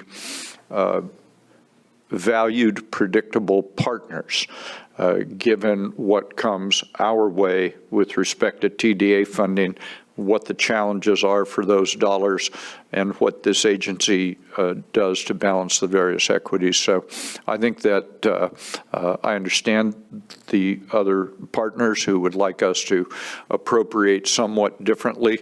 I think that given all the considerations and pressures on our budget, that the staff recommendation is both consistent with the adopted budget and makes good policy sense. That's not the same thing as whether it satisfies everybody. Thank you, Mr. Chairman. Thank you. Commissioner Schifrin. Thank you. The commission is always, every year with budgets, having to balance different needs. And I think the testimony we've had today is a good indication of how the commission has balanced the needs in the past. In the past, the commission has given priority to providing services, to providing funding for the claimant agencies, Metro particularly in the lift line, that allowed them to provide as much service as possible. It's never been, as I remember, that much of an increase in a year. Oftentimes it's just trying to provide maybe the same as last year, maybe a little bit of a COLA. But there's been a cost to the agency in doing that. And I think it's now at our door. I think what we're facing this year is essentially the inability to keep doing what we have been doing. We have to start providing for the security of the Transportation Commission itself. That's our fiduciary responsibility primarily. So it's unfortunate and it's a hard choice to make. And I think the testimony from particularly Liftline has sort of emphasized how hard a choice it is to make. There are impacts on service levels to people who need it. On the other hand, the impact of our not approving the staff recommendation and risking our ability to continue to provide the range of services that we provide with the staff that we have is why we have to make the choice to support the staff recommendation.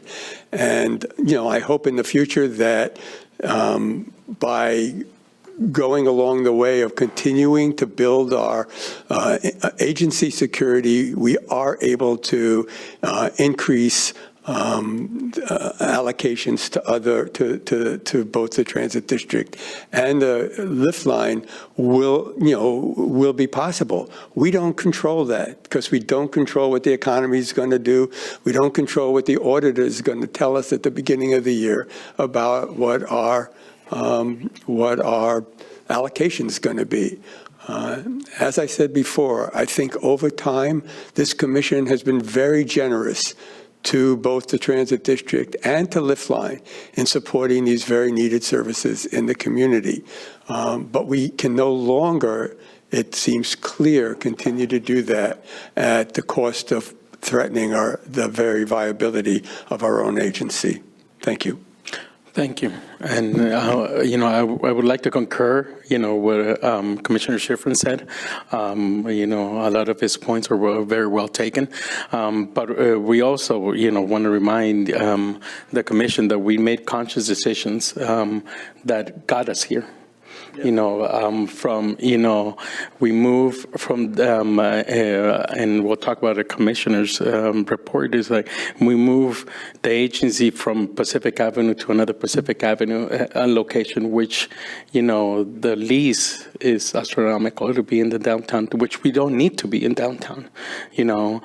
Parking's hard, the public is hard to get, that's why we don't get that many meetings.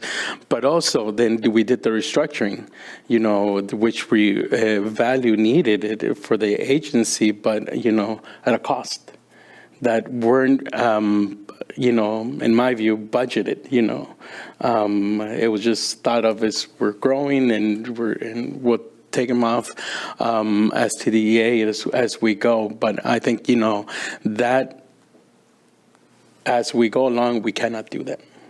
We got to recognize, I'm glad you brought in the phase-out plan, because now we're getting to those discussions and really taking, our decisions over time. So I'm really supportive of this and moving forward. Ms. Terry Johnson. Thank you, Chair. I want to thank staff again for pulling this from consent and for the presentation and the clarifications. Really, really appreciate it.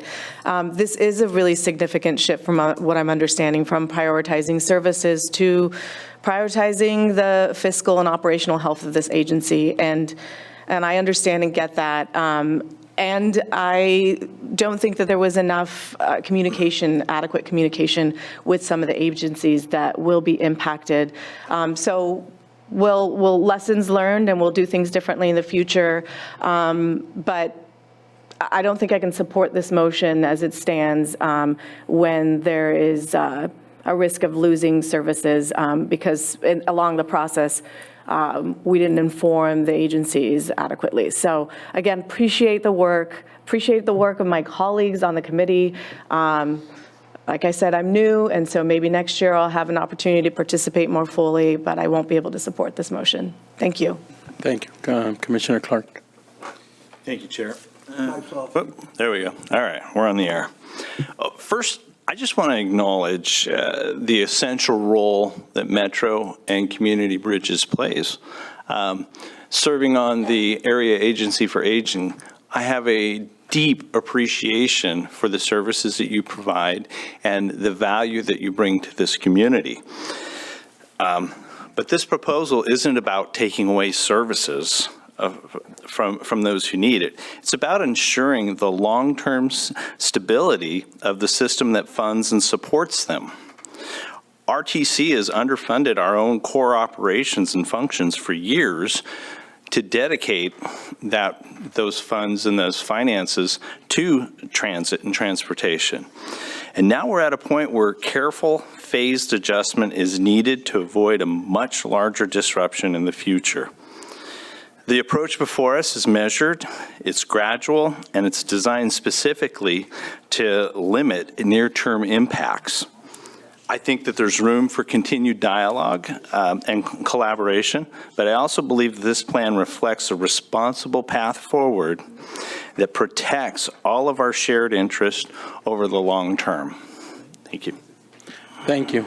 With that, Commissioner Hurst. Yeah, just briefly, I want to say how much I appreciate this discussion today. I think it's clarifying. I hope it brings some clarity to the public as well. And I want to thank staff for their hard work and our partner agencies as well. Thank you. Commissioner Schifrin. Commissioner Keeley just whispered something to me that brought up a sort of historical point. There have been years when the TDA revenues significantly exceeded the projections. And in those years, the commission has allocated some of that, if not all of that, extra the funds to mostly, if not all, the transit district. So, if in fact there is, the points that were made in terms of service are really important points.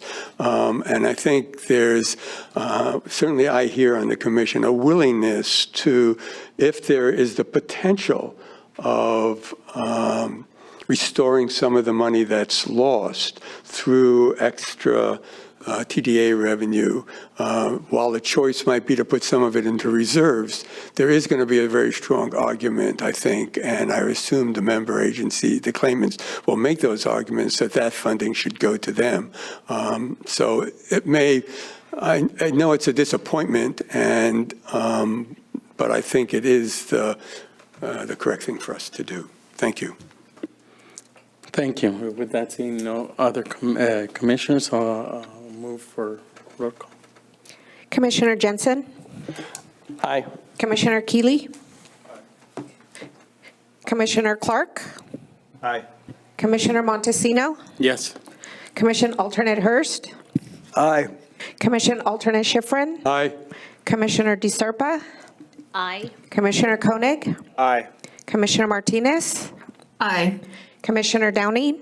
Aye. Commissioner Leonor? No. Commissioner Kalantari Johnson? No. That passes with 2 noes.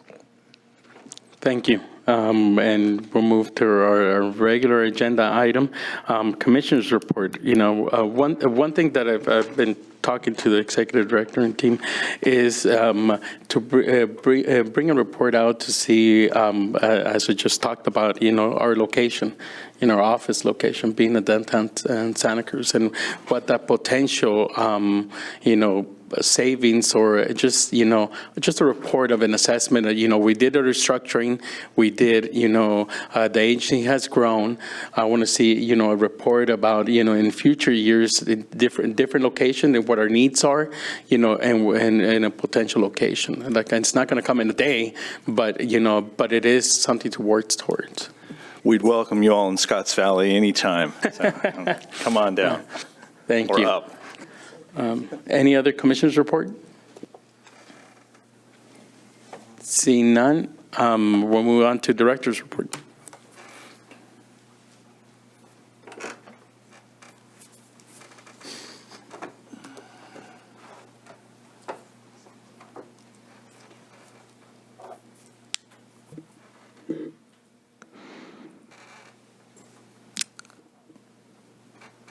Okay, thank you. Good morning. I've got a couple updates for you today, a couple highlights I wanted to make on some of the great work that our agency's been up to. Next slide, please. So last week, a few of you joined us, along with Caltrans and the City of Watsonville officials, to celebrate the completion of an emergency sidewalk repair project that is along Main Street in Watsonville. The project restored a critical pedestrian route along State Route 152 or Main Street. This is, although it acts as a main street, the road is owned by Caltrans. So a section of sidewalk had failed and partially collapsed into the slough, forcing a closure of the sidewalk that significantly impacted the community. The sidewalk serves as a key transportation link in a neighborhood where many residents rely on walking and biking as their primary modes of travel. The repair was performed by Caltrans, included reconstruction of the embankment using lightweight fill, installation of sub-drains, and full replacement of the sidewalk, curb, and gutter to ensure long-term stability and safety. This project highlights the importance of equitable transportation investments. In communities like Watsonville, safe and reliable pedestrian infrastructure is essential for accessing jobs, schools, transit, and daily needs. The closure created a significant burden, underscoring the urgency of restoring safe access as quickly as possible. I personally got involved with this project maybe 6 months ago with former Public Works Director Courtney Lindberg from the City of Watsonville, and due to Caltrans' swift response and leadership, this project was completed in record time. It's really quite impressive. So please join me in thanking Caltrans. And we would like to present this certificate of appreciation to you on the Commission's behalf. So if Chair Montesino would like to join me, I'll walk back there.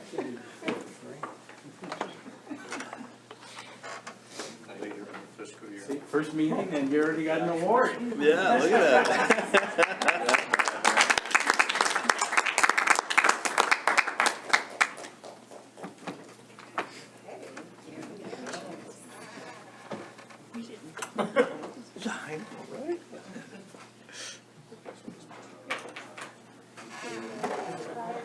Pretty substantial fix on the sidewalk. As executive directors, going by your seat, I just want to thank Sarah for getting involved. Without her help, we would have got this project, done, which is critical, for mobility for our community. When harping on this, it looked like a wave. If you saw the former, it was just shattered and much needed community investment. So thank you. Okay, next slide. It's a pretty substantial fix to that thing too, man. The RTC has completed the data collection and climate hazard analysis for the planning for climate resilience of the Santa Cruz Branch Rail Line Corridor Study, and is now entering into the second phase of the study, which is to develop concepts. This phase involves developing preliminary concepts for the corridor's most vulnerable sites that are impacted by climate hazards such as sea level rise, flooding, and coastal erosion. As part of this phase, we will be seeking community input on potential adaptation strategies for the corridor. Community members are invited to join us at one of the following upcoming meetings to share your feedback. So we have an online community info session May 27th. We have an in-person community workshop in Watsonville June 1st, and an in-person community workshop in Capitola on June 2nd. More information is available on our website. Next slide, please. Another important planning effort that is underway is the draft North Coast Transportation Demand Management Plan. We are seeking the community's input on the report. More information can be found by scanning the QR code or visiting our website. Next slide. Another exciting announcement, the new paved parking lot and restroom facilities at Panther Beach opened in early April. This is on the north coast of Santa Cruz County along Highway 1.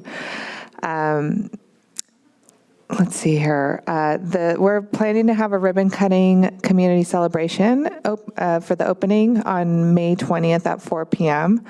It's a new parking lot area off of Highway 1, and there's a parking lot and restroom facilities that will improve access to the beach and surrounding coastal areas. And this project is part of the North Coast Rail Trail, which is expected to be completed hopefully by the end of the calendar year, hopefully sooner, like in the fall.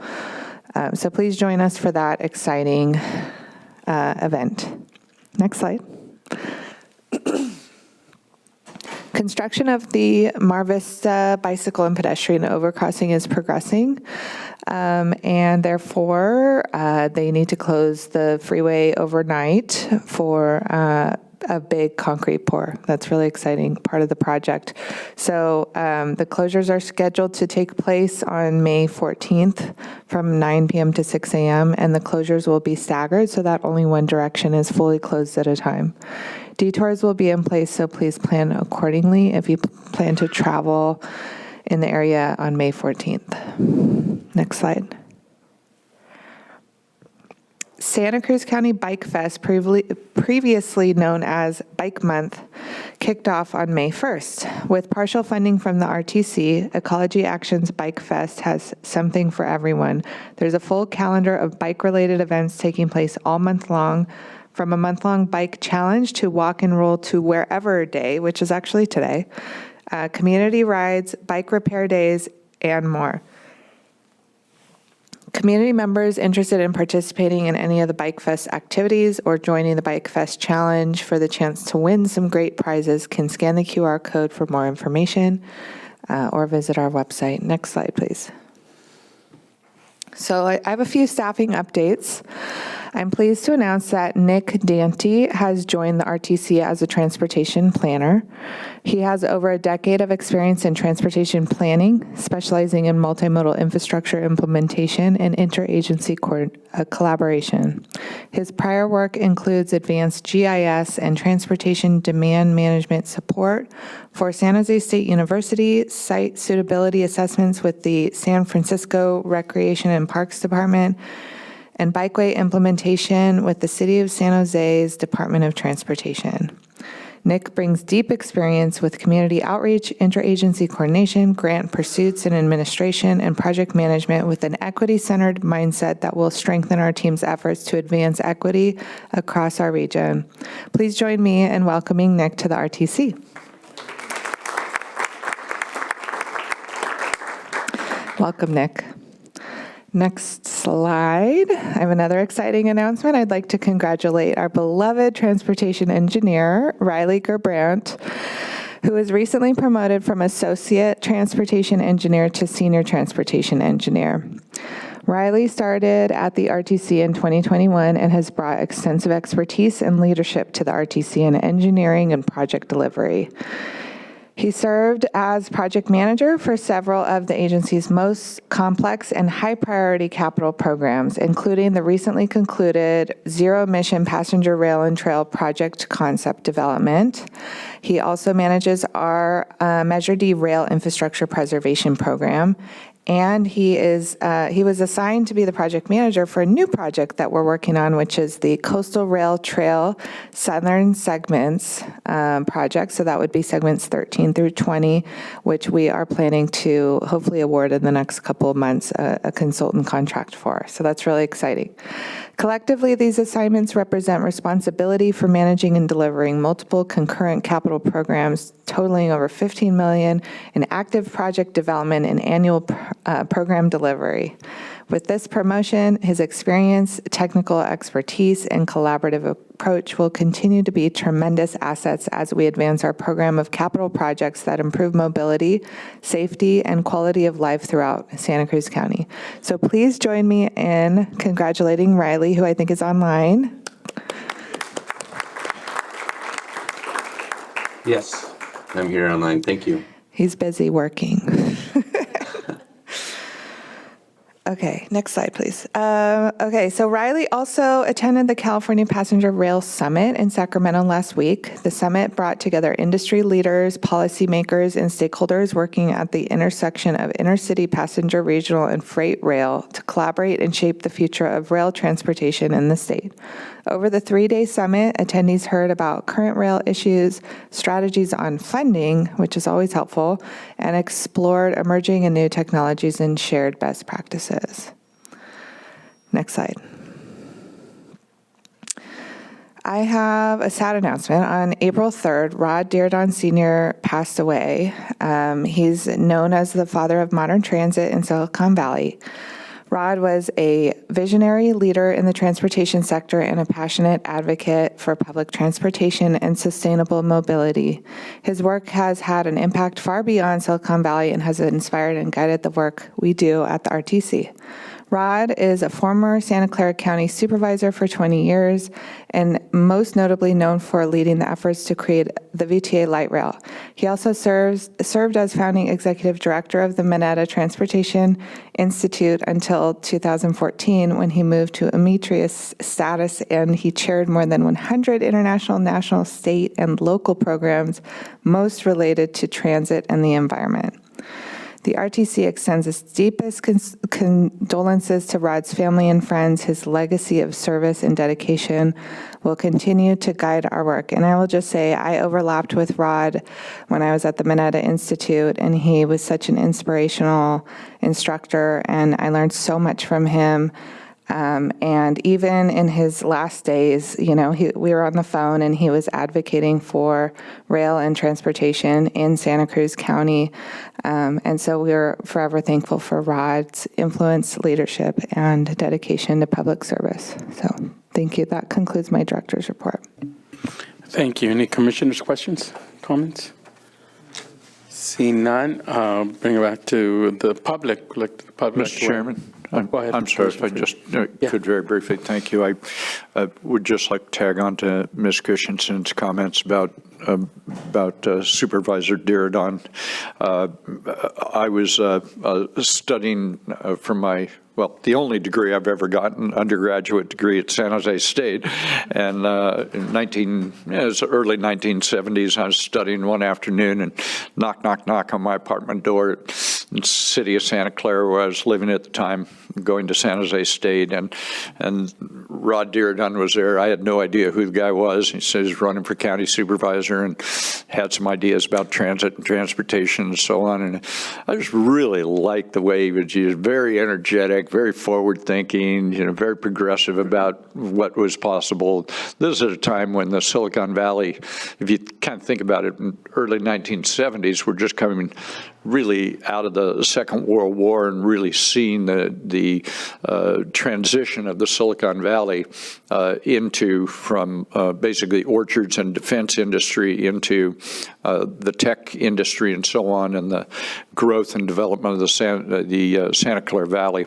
And I think Rod was someone who, during his time, both as an elected official and then continuing on in transit and transportation, really did embody what we try, I think, as elected and appointed officials to do, and that is to not only look a day or a week or a month ahead or even a year ahead, but looking a generation or two out in front to see what the right things to do are. And he was just unyielding about wanting to see a vision all the way through. I remember Mike Honda and I were both county supervisors at one point, and we were talking about, is it possible to redo or reinitiate the suntan special? And, we were young, fresh county supervisors, and we had none idea what we were actually doing, except we had this concept.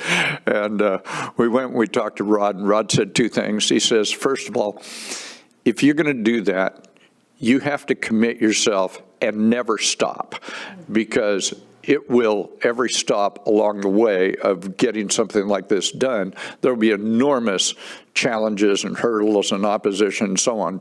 But if you're going to do it, either do it or don't do it. That was his real point. Either do it or don't do it. But don't just start and goof around with it a little bit. You got to really be committed to these kinds of things. And I think that was really excellent advice for people in transit and transportation about the long-term view of what you're trying to do, while at the same time balancing that with what the immediate needs are. I don't think it's overstating it to say that when Norm Mineta was Secretary of Transportation and then the Mineta Public Policy Institute was established, that there was much question about who should be the founding executive director and chief officer of that. And because of his brilliance and vision into the future and a way to think about these large capital outlay projects that do need maybe one or two generations of thinking to stay with big projects.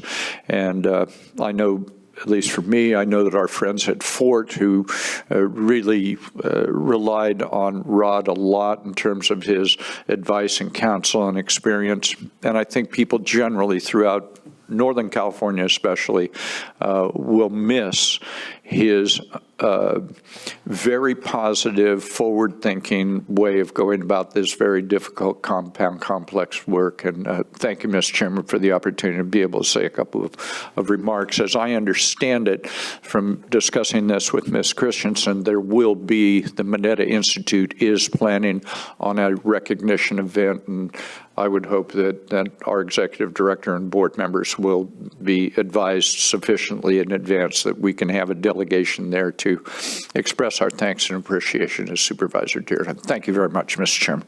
Thank you for your comments. Commissioner Clark. Yeah, just real quick, if I could add to that, there, Commissioner Keeley, I had the opportunity to be at a wonderful community visit over in San Jose just about a year ago, and we received a great presentation from Mr. Dearden there at what is now the Dearden Station.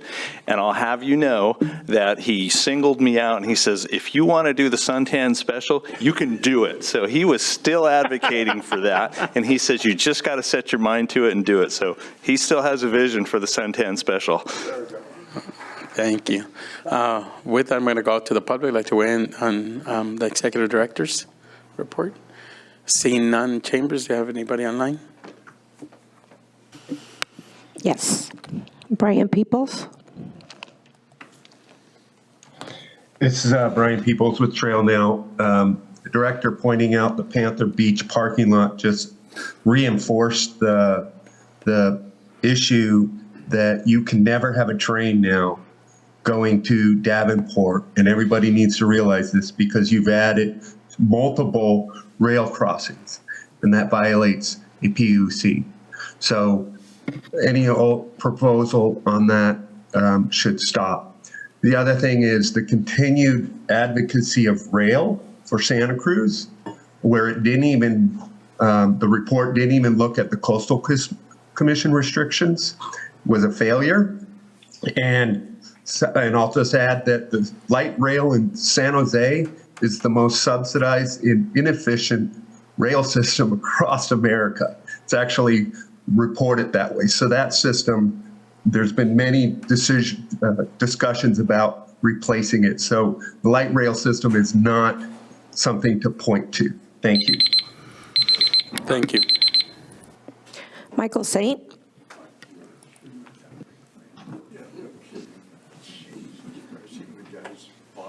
Yes, a question for Director Christensen. Last meeting, if I'm not mistaken, we were given 2 oral communications, one for the coastal rail entity as well as the RTC. Going into the future, is there just going to be the one for the rail people, or are we going to do an RTC oral communication as well? And my concern is I prepare for these talks during oral communications, and if I only need to do one, I'd rather do 2, but if I only need to do one, I'd like to know. Thank you.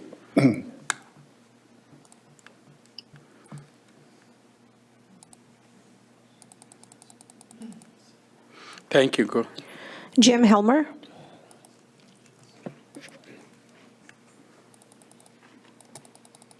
Good morning. I just wanted to echo Director Christensen's comments on Rod Duke.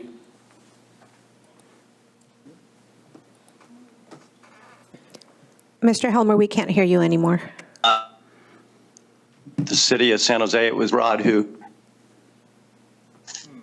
Can you hear me now? Yes. I just wanted to echo the fine words said about Rod Diridon. It was because of Rod that I attended the Mineta Transportation Institute as a student and also went on to be an adjunct professor under him, as well as him being very instrumental in my following career at the city of San Jose. It was a pleasure working with him on the first self-help sales tax initiative in California and building the light rail system, as well as all the projects and the various measures that expanded transportation options in Santa Clara Valley. Thank you. Thank you.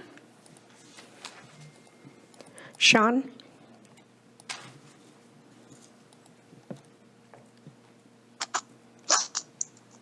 You're all celebrating someone who said, build it or don't, and then when you start, never stop. And you don't want to build your own, you're fighting with yourselves over building your own signature project. Your work isn't to take every bit of criticism and every bit of encouragement. Your job is to make possible the RTC's project. The national rate of disability in the U.S. has gone up 10% since funding Measure D passed. Every bit of transportation is funded. We need you to take care of your responsibilities and fund this project and work it. Thank you. That was our last speaker online. I'll bring it back for chambers. There's another speaker. Go ahead. Thank you. Hello? Mike. At the press. Bun. There. Could I get my time back, please? Yes, can I get it? Thank you. Thank you, commissioners, for a few moments. I really want to honor Mr. Diridon. I have deep respect for him, and I wish I had the time that you had with him, Mr. Keeley, because I do consider him a mentor of mine for a very short period of time, but it was a wonderful period of time. He supported my campaign and endorsed my campaign. And he fought for passenger rail. He came here and spoke in 2022 and said, don't rip out the tracks. Once they're gone, they're gone. He supported the vote against Measure D and just spent his lifelong work in his last years going to Rotary clubs, supporting environmental causes, and in particular, passenger rail across the country, not just here. So I just want to thank him for all his hard work. Thank you. With that, I'm going to go on to the next item. It's 17, Caltrans report. Good morning, Chair and Commissioners. Thank you for the warm welcome today. My name is Orchid Monroy Ochoa, and I'm the Office Chief of Transportation Planning at Caltrans. I'm here on behalf of Scott Eads. With so many construction activities picking up on Highway 9, I want to highlight a few items. 2 of the temporary signals are now north of Boulder Creek and are in place for Kings Creek and San Lorenzo River Bridge replacements. They have been active for about a week now. The 3rd signal is South Boulder Creek for the drainage project, which testing of the signal has happened yesterday, and we encountered some issues. Those issues have been resolved and should be running smoothly. Given the bridge replacements in 2 separate locations, elongating the construction zone and making bike and pedestrian movements difficult, Caltrans is offering an on-call shuttle service through the construction zone for the next for 7 days a week from 7 a.m. to 6 p.m. Please see the bottom of the Caltrans report in your agenda packet for stop locations and further details. Regarding the Felton Safety Project, installing a sidewalk on the southbound side of Highway 9 between the School of Graham and and Hill Road. That project continues with utility relocations in advance of contractor's work. We anticipate utility to be completed by the end of the month, and with sidewalk construction to begin shortly after. One announcement that I have is that the planning grant application guide update is currently happening. Caltrans is updating the fiscal year 2027-28 Sustainable Transportation Planning Grant Application Guide and is seeking public and stakeholder input to inform the process. As such, Caltrans will host 2 identical virtual workshops to solicit feedback. One will take place on May 12th. The other will be on May 14th. Both will be from 10 a.m. to 11. If you are not part of the email blast that we give for this grant mailing list, please feel free to go to the website and enroll your email so you could get further updates or reach out to me, and we'll make sure we get that. And finally, thank you so much for the certificate. Scott will be really happy to see and receive it. We want to also thank Caltrans. Caltrans wants to thank the community of Watsonville for your patience throughout the project development and construction period, and to Watsonville City staff, elected officials, and RTC for your coordination efforts on this project. So thank you, everyone who participated in coordinating for this project. And that's all. Thank you. Thank you. Any commissioner questions, comments? Commissioner Hurst? I just want to reiterate the thanks that were expressed earlier about Caltrans' work in the Pajaro Valley and on Main Street 152. The great emergency project that was completed in record time. It was essential for pedestrians to move in that area, and we couldn't thank Caltrans enough for your work. Thank you. Thank you. Thank you. With that, I'm going to go on to the public. With the public weigh on this item, Caltrans. Seeing none in chambers. Anybody online?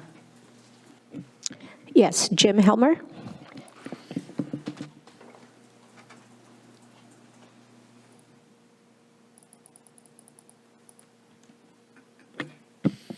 Mr. Helmer?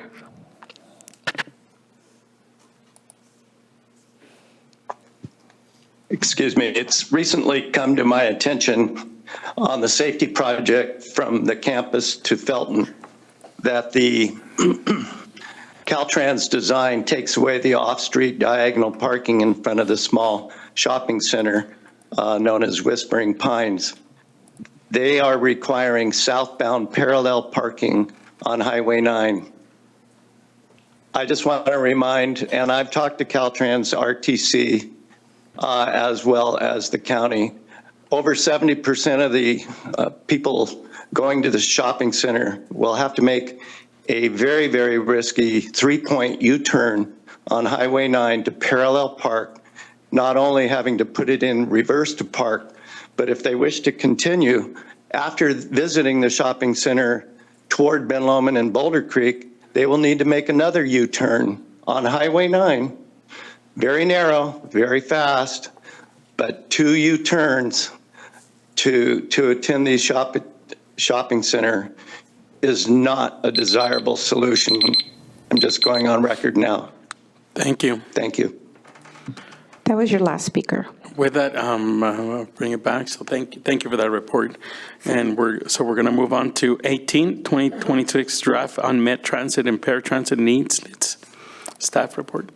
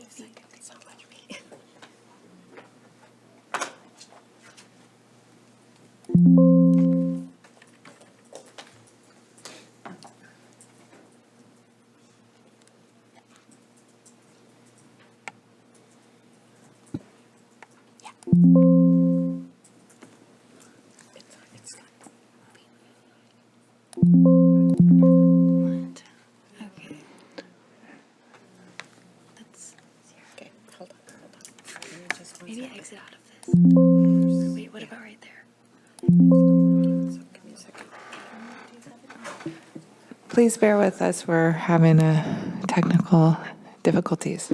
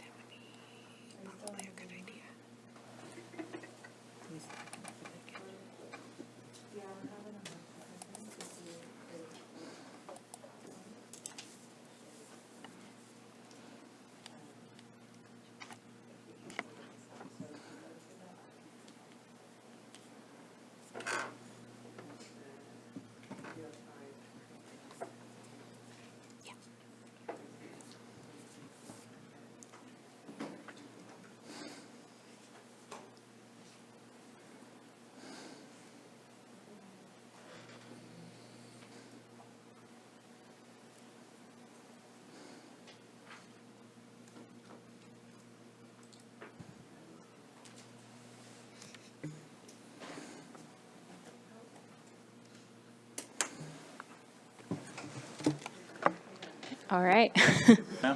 Yes. Okay, so good morning. I am Sierra Top, Transportation Planning Technician at the RTC, and today for your consideration is the 2026 Unmet Transit and Paratransit Needs List, and I will refer to it as the list from here on out. Next slide, please. So for today, some of the icons might not translate from Microsoft to Google, so bear with us on that. But the presentation today will be around 10 minutes and include a background on the unmet needs list, the schedule for updating the list, and the list contents, the RTC's outreach strategy, what we heard, our survey results, and community responses, and then we'll share some sources of funding to address these needs, and then we can move into the public hearing. Next slide, please. Okay, so to provide some background, the state allocates a 1/4 cent share of the state's 7.25 cent sales tax to the region, according to the Transportation Development Act, which was enacted to improve public transit services and encourage regional transportation coordination. The RTC allocates these funds according to formula as adopted in the RTC rules and regulations, and the majority of TDA funding is apportioned to Santa Cruz Metro, Community Bridges, the Volunteer Center, as well as our local jurisdictions for bicycle and pedestrian projects. Next slide, please.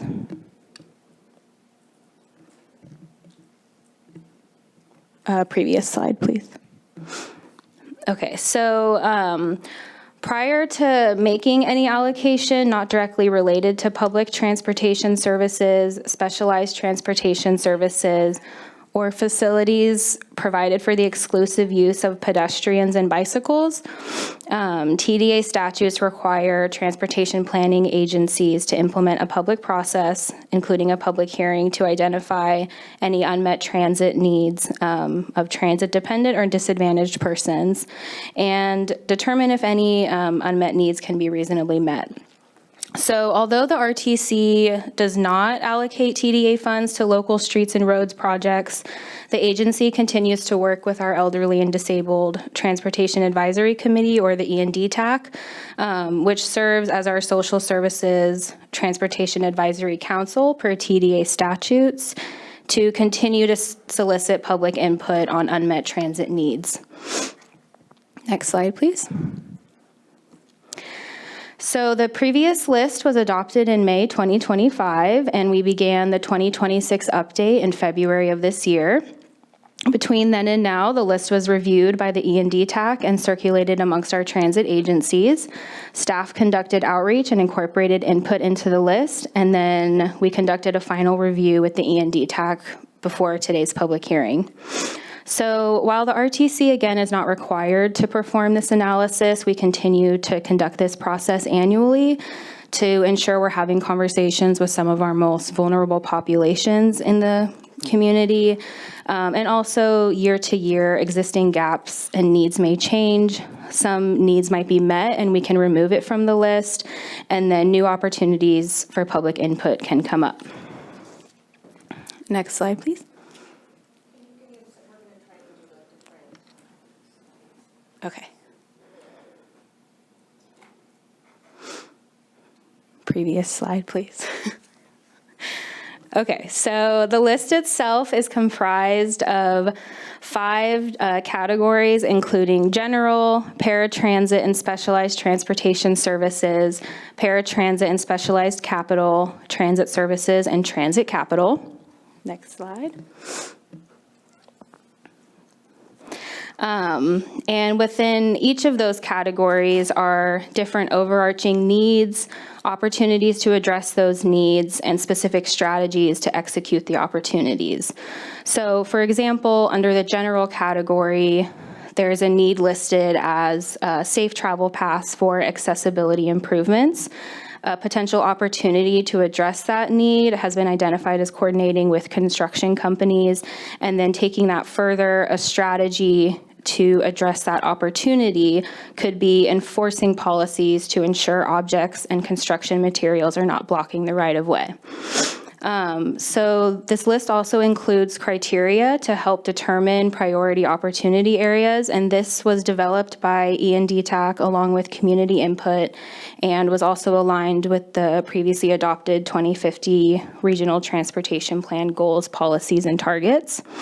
And then finally, there is a transit agency status update section, which identifies ongoing and completed projects happening in the county.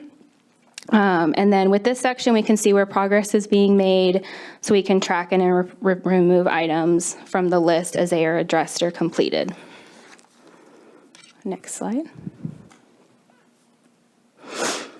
The criteria mentioned helps determine a high, medium, or low priority area in the list.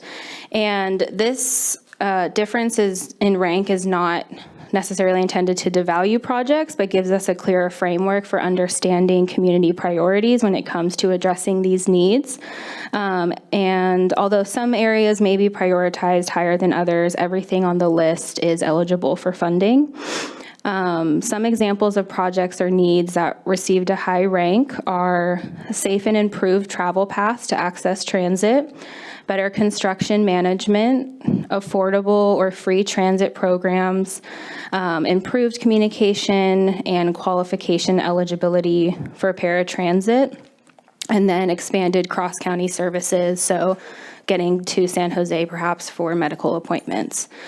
And not many areas on the list received a low rank, but one example of a potential project that's lower on the priority list is something like the creation of an additional committee to monitor accessibility at bus stops. Next slide, please. So when planning the outreach strategy for updating the list, RTC staff wanted to ensure that we were able to have direct conversations with people using wheelchairs or people using transit and paratransit services.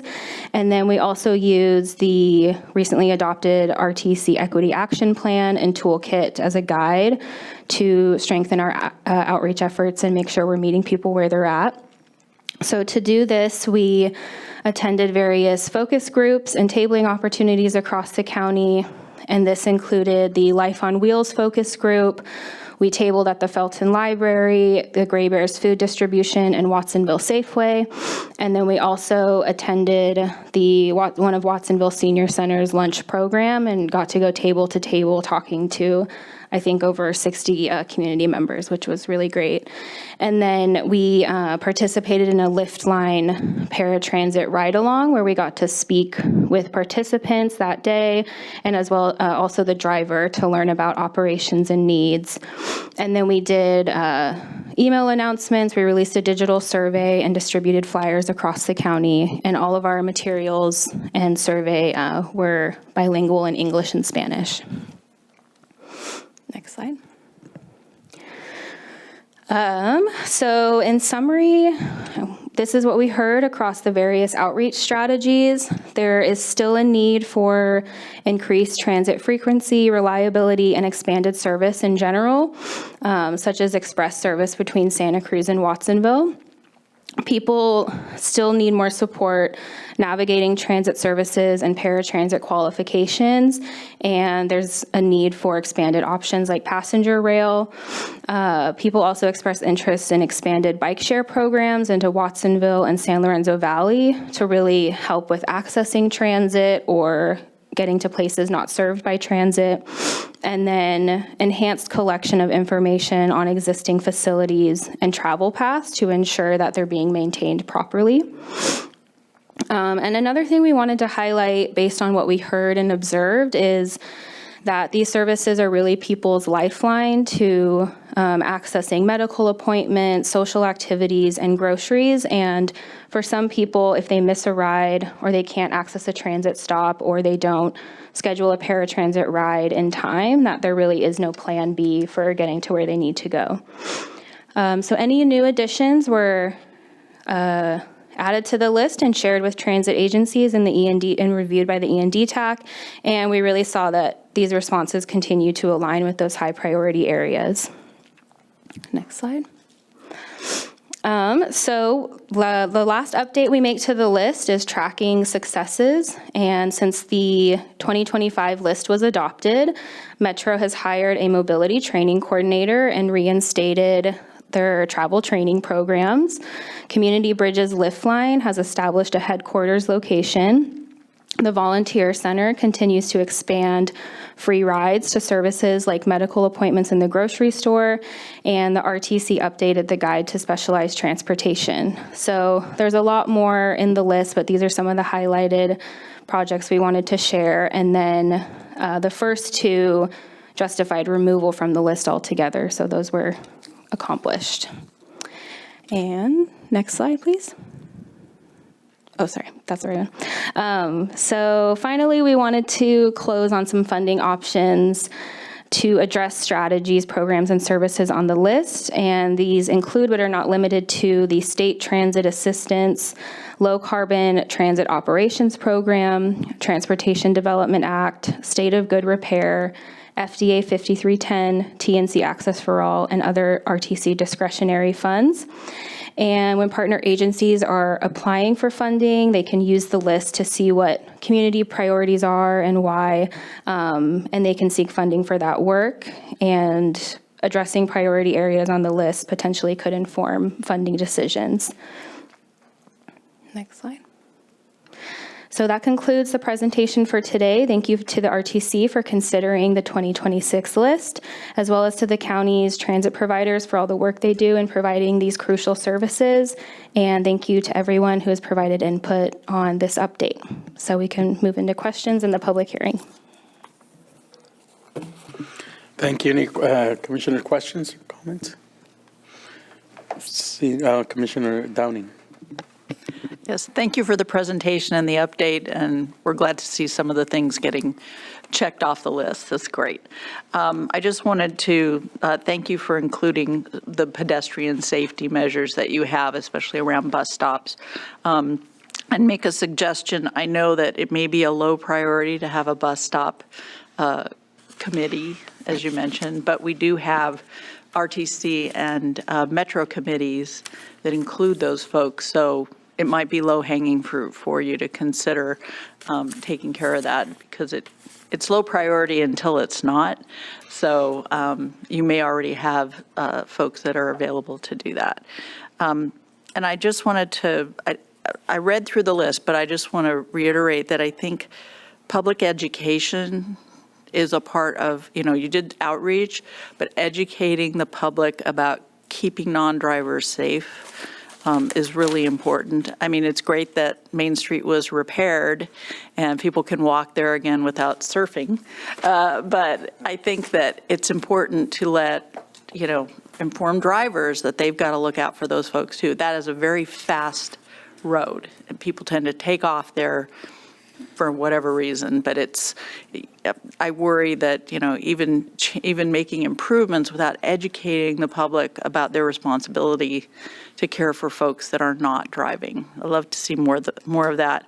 And I think by doing that, you might encourage more people who can drive to use transit instead. So thank you very much. Thank you, Commissioner Hurst. Thank you, Chair. And I want to thank Ms. Downing for bringing up the pedestrian safety issues, because there's a lot of folks that want to walk. Some people don't want to walk but have to. And it's not just about autos and bikes. It's really about safety and pedestrian safety. And so sidewalks, crosswalks, curb and gutter configurations, continuity, connectivity, access, and safety, all those things are really important unmet needs throughout all communities. And so I think a good focus on the real unmet needs of pedestrians is important as well. So I say thank you. Thank you. Seeing no other comments, I'm going to go out to the public. I'd like to weigh on this item of the agenda.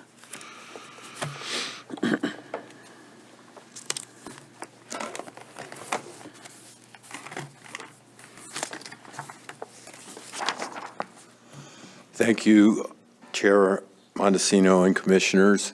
Matt Farrell for Santa Cruz County Friends of the Rail and Trail. We are glad to see discussion about transit and equity and access issues this morning. We want to encourage addition of the potential for rail transit in our community on pages 813 and 814 in your agenda.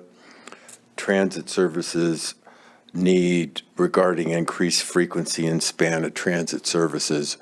Rail transit is clearly an improved opportunity for access for the disabled and elderly because of level boardings, wider access areas, and speed of service across the county. So thank you very much for your time. Thank you. Seeing no one else here in chambers, anybody online? Yes. Brian Peoples? Brian Peoples with Trail Now. I really appreciate the RTC continuing this annual report. It's good to identify the gaps, so to say. But this again emphasizes the need for the RTC Commission's leadership to operate like you're essentially a business. When you have unrealistic planning on unrealistic capital investments, you're going to, the lower level investments that you need are going to be failed. You're going to lose them. And we saw that today just with the Metro coming and saying their budget's getting cut. So it's a matter of this commission to start being realistic in what we're going to have in the way of transit. And that's what's really important. And that's what's been failed for the last decade or more by this organization. So we're hopeful that you start investing in realistic transit plans. Thank you. Thank you. Michael Sate?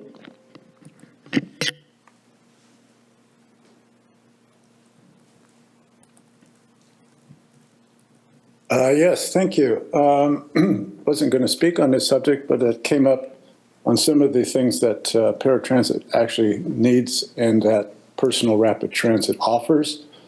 There is handicap access as a PRT system. There's many, many more stops ranging from about a quarter mile apart, spacing, which requires less other ways to try to get to those places instead of a short walk. Nonstop service, also a safer environment, and basically it's getting you out of the car situation and Also, all other modes of transportation are not part of the personal rapid transit. It's a dedicated guideway, so it's much safer. Also, PRT is more environmentally sound and would help, and it's cheaper to build, and it also is income not dependent on grants and measures and bonds. So thank you. A really good system to work, and I think handicap and paratransit needs would be met. Thank you. Jim Helmer? Yes, I want to commend staff on that report on unmet transit and paratransit needs. For those of us that live in unincorporated Santa Cruz, we do have a difficulty getting transparency in a public forum on pedestrian safety issues and traffic issues in general. There is no traffic commission or traffic committee or bicycle advisory committee or pedestrian committee at the county. One of the few counties around that does not have such a commission. So as we look at this gap in information, I think hearing all of today's testimony, it would be good to consider some look at a reorganization of the RTC, having a BPAC, a bicycle and pedestrian advisory committee, and then also a transit and accessibility committee, so that it is more clear where the general public would go.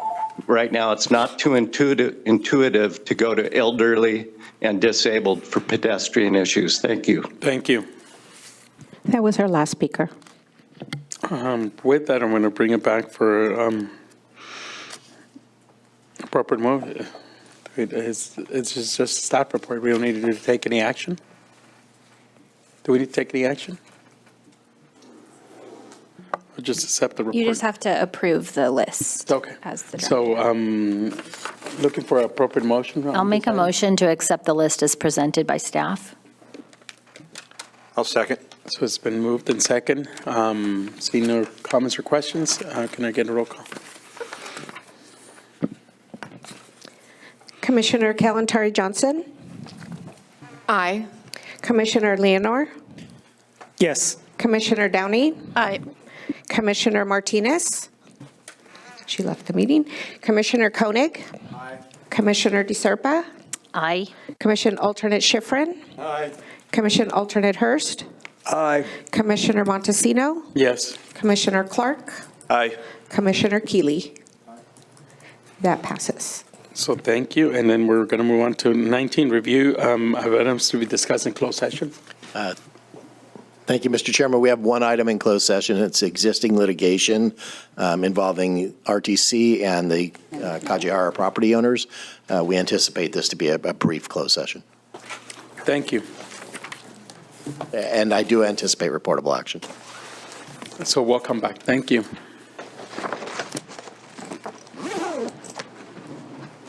Nice meeting you. Nice to meet you.